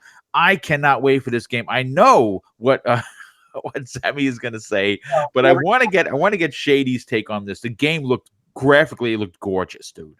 It did look gorgeous, and like almost everyone else out there, I thought it was Alan Wake for the first little chunk too, just because of the way the main character was dressed. He had like the hoodie on, the jeans, and then the flashlight involved and stuff. Kind of like, oh my god, is this another Alan Wake? And then when the camera came into play, I thought maybe it was a new Outlast game because of the way that played.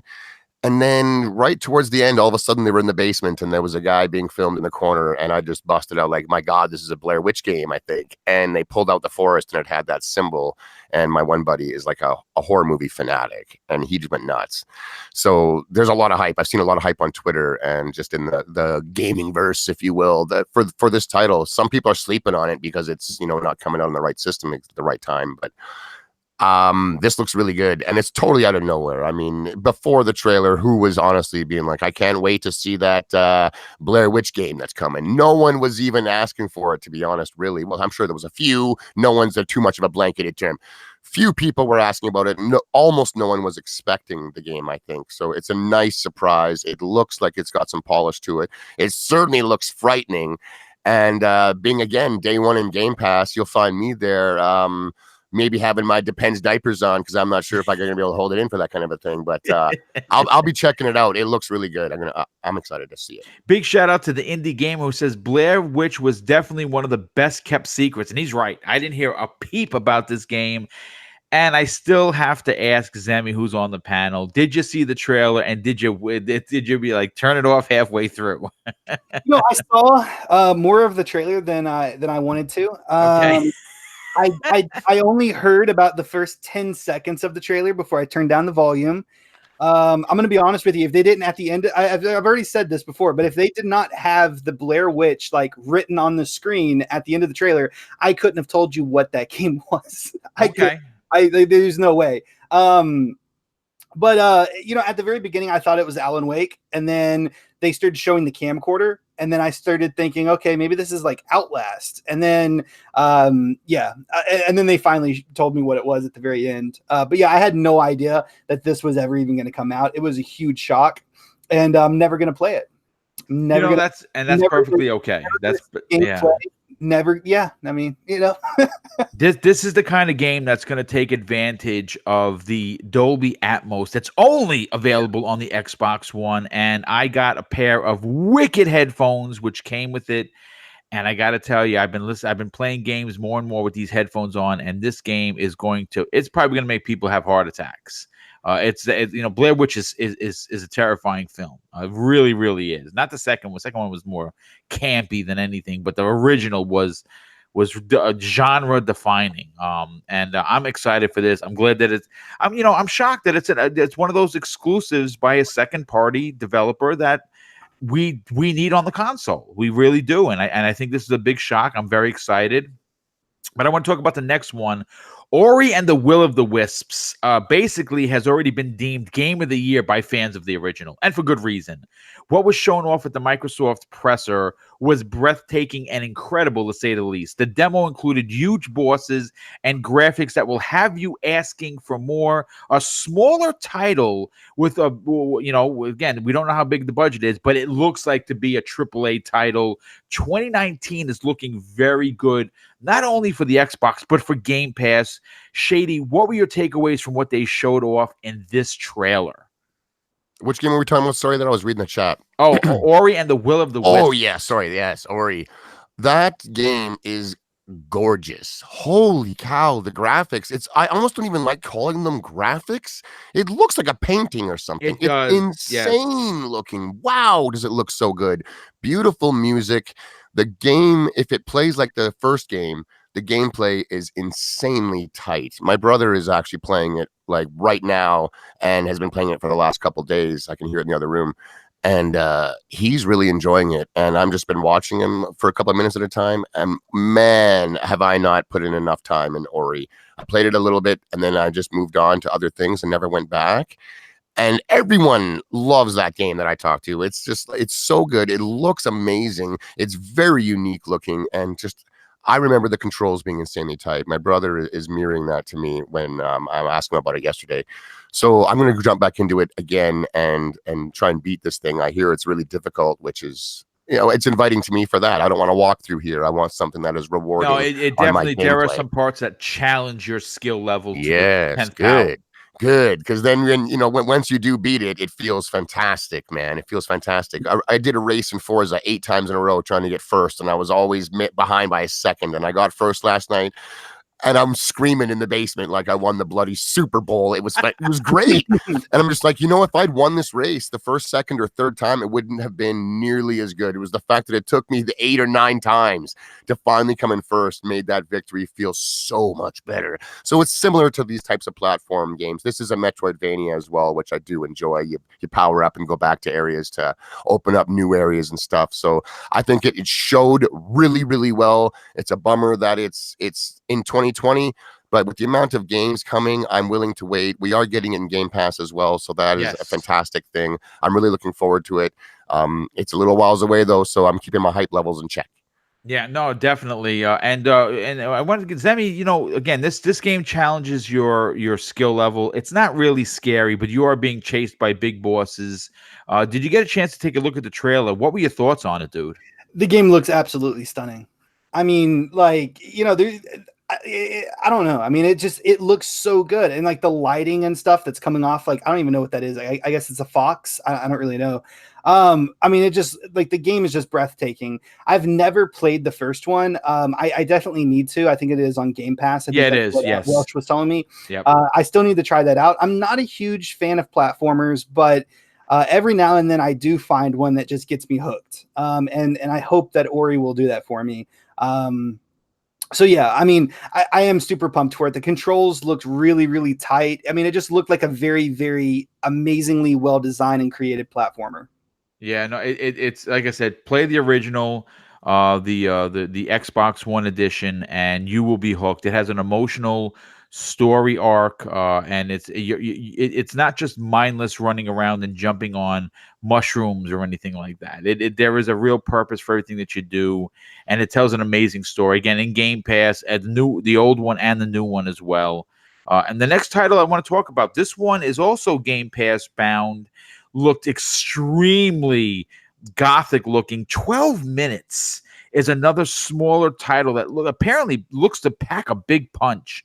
It's a story-driven tale that appears to take place in a small space, but inevitably will host lots of outcomes. The game resets every 12 minutes, and from its description, it's a cinematic, cerebral tale that will that came from the minds of the ID at Xbox program, a strong Xbox One exclusive for sure. Shady, what'd you think about that? I thought it looked really cool and really interesting. It's got that almost Groundhog Day-esque, you're rewinding time and waking up at the same thing, I believe. But something tells me that the choices you've made or something like that are going to affect what's happening. Like, I don't know what's going on, but I was interested, and it does seem relatively mature. It was something about some murder mystery going on. The police are showing up to drag someone away, and then it looks like the wife is dead, and the next playthrough of whatever, like, I just don't know how to describe it other than the way they described it themselves, is that it's a 12-minute adventure that's repeating itself with many, many, many outcomes. I think it's cool. This is a perfect example of games that I'm always interested in and I want to play, but I'm not a fan of dropping $20 or $30 on it at all. I don't like that, and I usually end up not playing those types of games because of it. But due to Game Pass, I play a lot of those titles now, and I love them. They're great. Another game that you can play generally in a few sittings, and it's something small. It can tell a different type of story or have a different type of mechanic that a lot of the big AAAs don't bother with. But I'm just not willing to spend the $20 per title.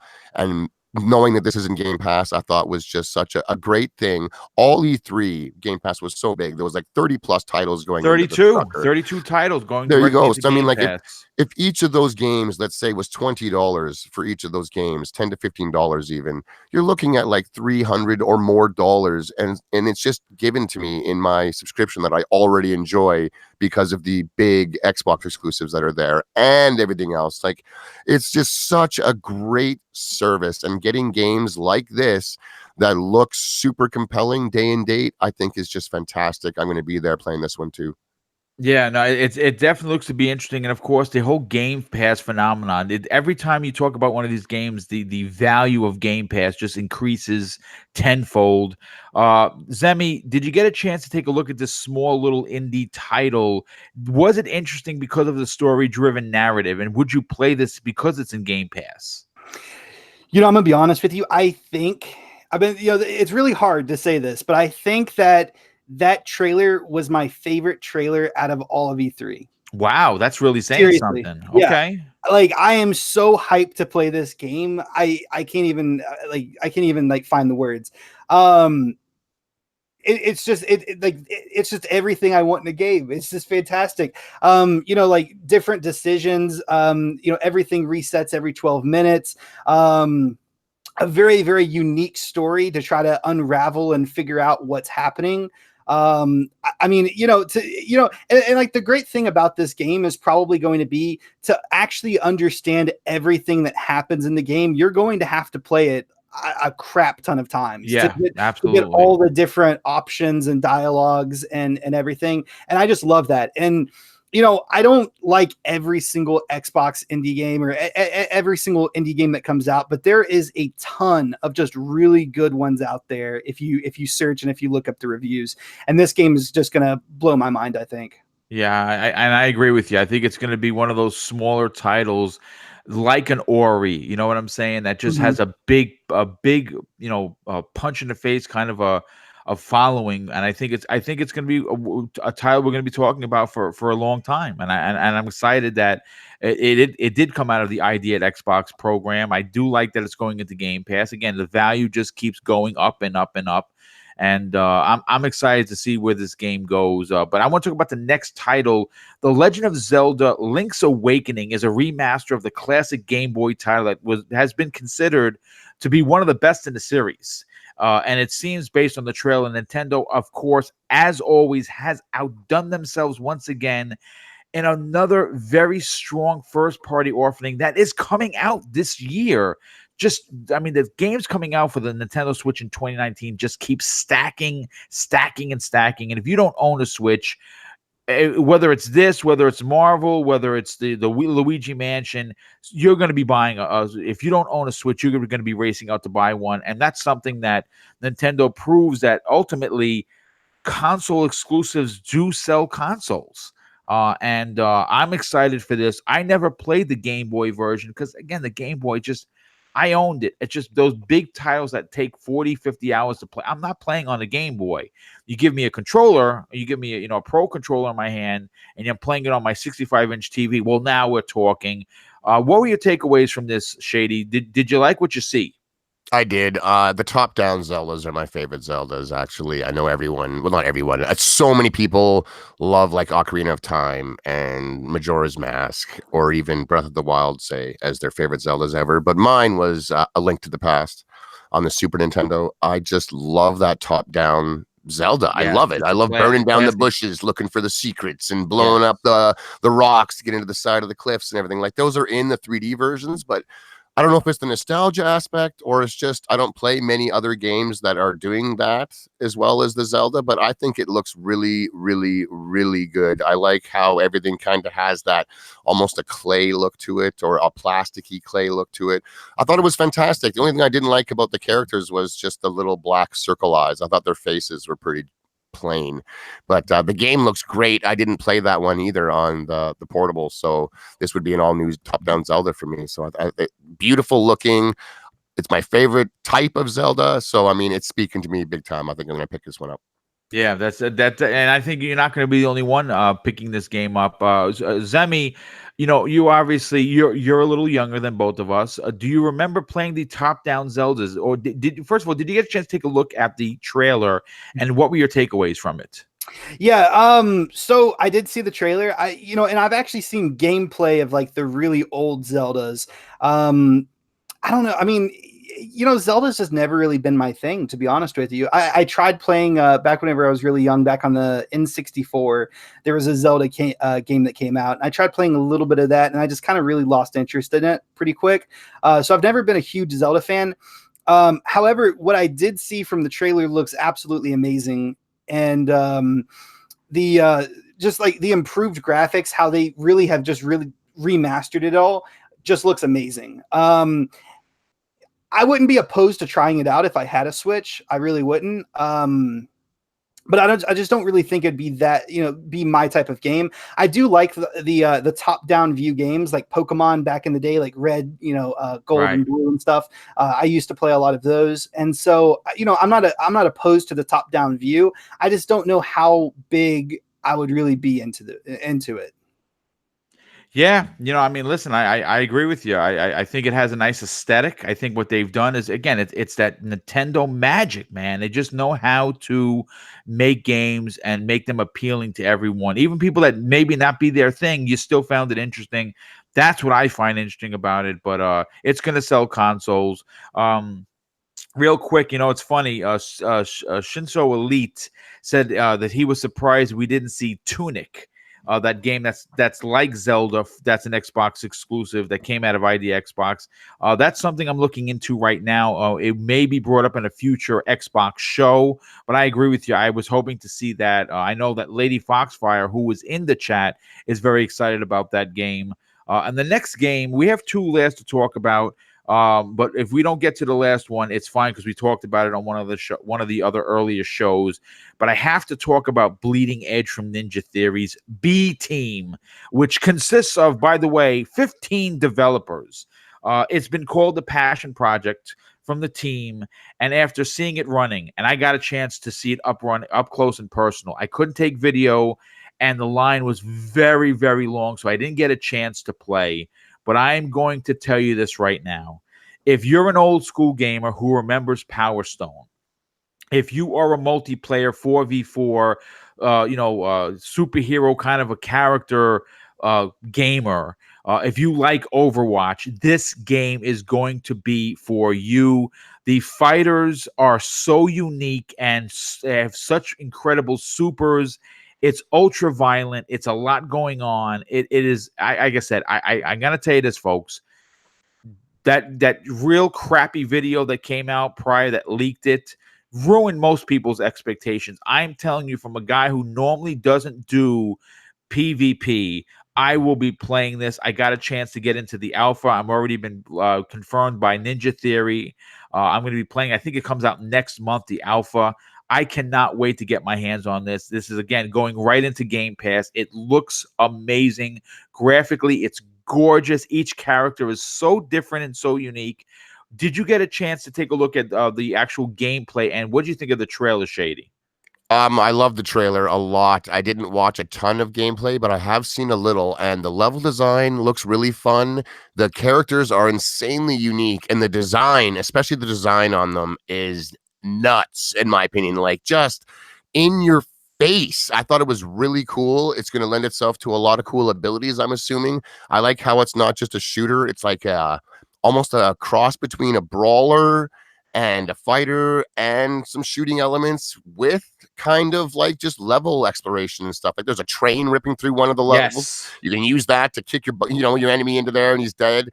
I like this a lot. I have heard huge buzz out of E3 from this thing. I shouted him out earlier. Skill Up from YouTube, man. He said this was his most fun game that he got hands-on with at E3. And again, that sold me on it because I know, like, I understand the man and where he comes from. We like similar games and stuff. So I was kind of like, oh, wow. Like, he got to play everything. The man is a huge YouTuber. He's got a big following.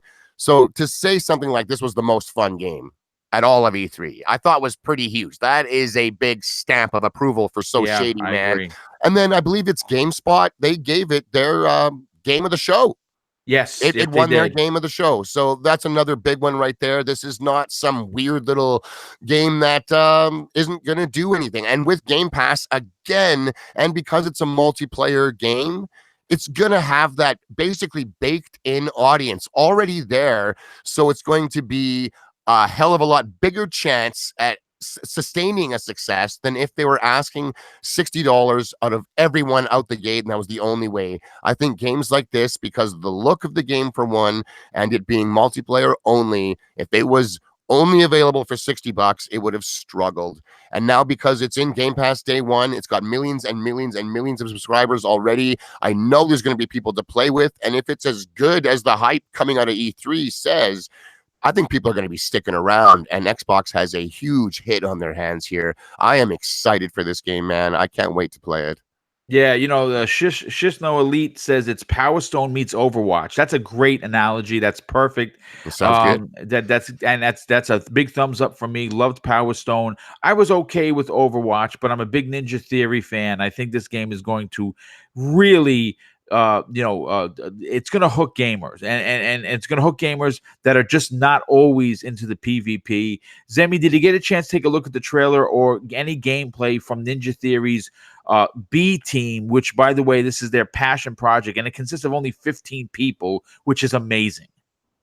Yeah, I saw the trailer, and it is absolutely amazing that they were able to make this game with only like 14, 15 people. I mean, it just blows my mind. But the game is unique. It really is. It's not my thing. It just isn't. It's too arcadey, I think, for me. It's very, I don't know. Like I didn't really care for Overwatch or Paladins or games like that. I know that they have a huge fan following, and that's great, but it just never really resonated with me. Whenever I play a shooter, I typically like it to be a little bit more realistic and grounded to like the real world. And some of the characters just looked a little bit too over the top. Too out there for me. Okay. But with that being said, I'm still going to give it a try. I'm still gonna, try it out on Game Pass, and maybe I will absolutely fall in love with it and eat all the words I'm saying right now. But yeah, I mean, I'm very unsure about it. Well, I mean, listen, again, it's in Game Pass. You're already a Game Pass subscriber. Like Shady was alluding to, millions of people, and I mean millions upon millions of people are Game Pass subscribers. They're going to get a chance to play a game they might have passed on for that $60 price tag. And I think that is one of the lures of this amazing service that just continues to give and give and give and give. And, before we get everybody out of here, we had almost 100 people watching today. And that's a big deal because this is not your regular 20, stories that are hot off the presses. This is more of 20 games that we all talked about. And I hope everyone enjoyed this. This is not going to be the norm. Next week, with Gaming News at News, Shady and I are back to talking about the hottest topics that, have come off the presses. I'll start with Shady. What was your game of the show for E3 2019? Overall, I think the one that blew me away the most that I just didn't see coming was Watch Dogs 3, man. That's a good one. That ability to just take on every single guy and whatnot, and it being like a cyberpunkish London and stuff. I thought it just showed so good, and I had no idea that it was coming for sure up until leading into E3, so it was a big surprise to see that. And it really impressed. Otherwise, it would have been Cyberpunk, my God. But we saw that a big chunk last year. Right. Okay, that's good. And Zemi, what would be your game of the show for E3 2019? Oh man, there's a lot to choose from. Yeah. I know I said 12 minutes was probably like the trailer I enjoyed the most, but the game I think I'm going to absolutely fall in love with the most is probably going to be Cyberpunk 2077. Okay, that's probably like the game overall. Yeah. All right, and for me personally, listen, it's easy to say Cyberpunk. It's easy to say Halo or Gears or the Outer Worlds. But for me, because I'm such a classic gamer, the one that shocked me the most, the one I heard nothing about, is going to be Panzer Dragoon the remake. I know it may not be the graphical monster that something like Halo is, but for me as a fan of the series, I mean like a really diehard fan that will be buying this game twice just so he can keep a sealed copy. That was my game of the show simply because it shocked me, and it is a Nintendo Switch game that's coming out this winter. And I'm very excited to play it because I love the original, and this one looks absolutely amazing. If I had to pick a runner-up, it would have been Blair Witch for me as a runner-up. That was actually going to be my original pick until I watched the Panzer Dragoon trailer like 3 times, and I just was immediately sold. But this has been an amazing episode. Shady, I want to thank you for being here, my brother. As always, this is one of your normal seats, along with everything else that you do. The hardest working guy on YouTube when it comes to podcasting. Please tell everyone where they could follow you, but more importantly, check you out on other shows that you're on. Thanks, Boom. As always, it's been a good time coming here, chatting games with the audience and yourself and Zemi. It was a good time. You can find me here every Wednesday on Gaming News at Noon with Shady and Boom. And then later on today, actually, I do Xbox Nation with the one and only Crap Gamer Reviews. And then on Friday mornings, it is Breakfast with Boom. And Shady is there dishing up that hot gaming gossip for you guys. Thank you for spending your time with us. I am so Shady on Twitter at the Sesh Empire. Give us a follow, man. It is your destiny. Peace, everyone. I'll talk to you soon.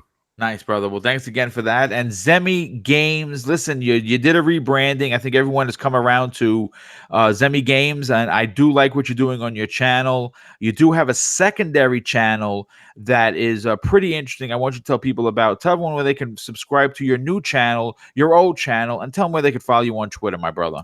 Well, thank you so much, Boom. Super fun time being here, talking all these different games with you. If you guys want to, you can follow me on Twitter and my main channel on YouTube just by searching for Zemi Games or at Zemi Games. And then I did actually start up a brand new secondary channel. It's not gaming related. It's more around like conspiracies and like ghost stories and stuff like that. If you do want to check that out, you can check that out by searching for The Strange. Ah, nice. That sounds very interesting, dude. Yeah, but thank you so much for the invite again. Oh yeah, it's always great to talk games with you guys. This was a great show. A lot of great chat as usual.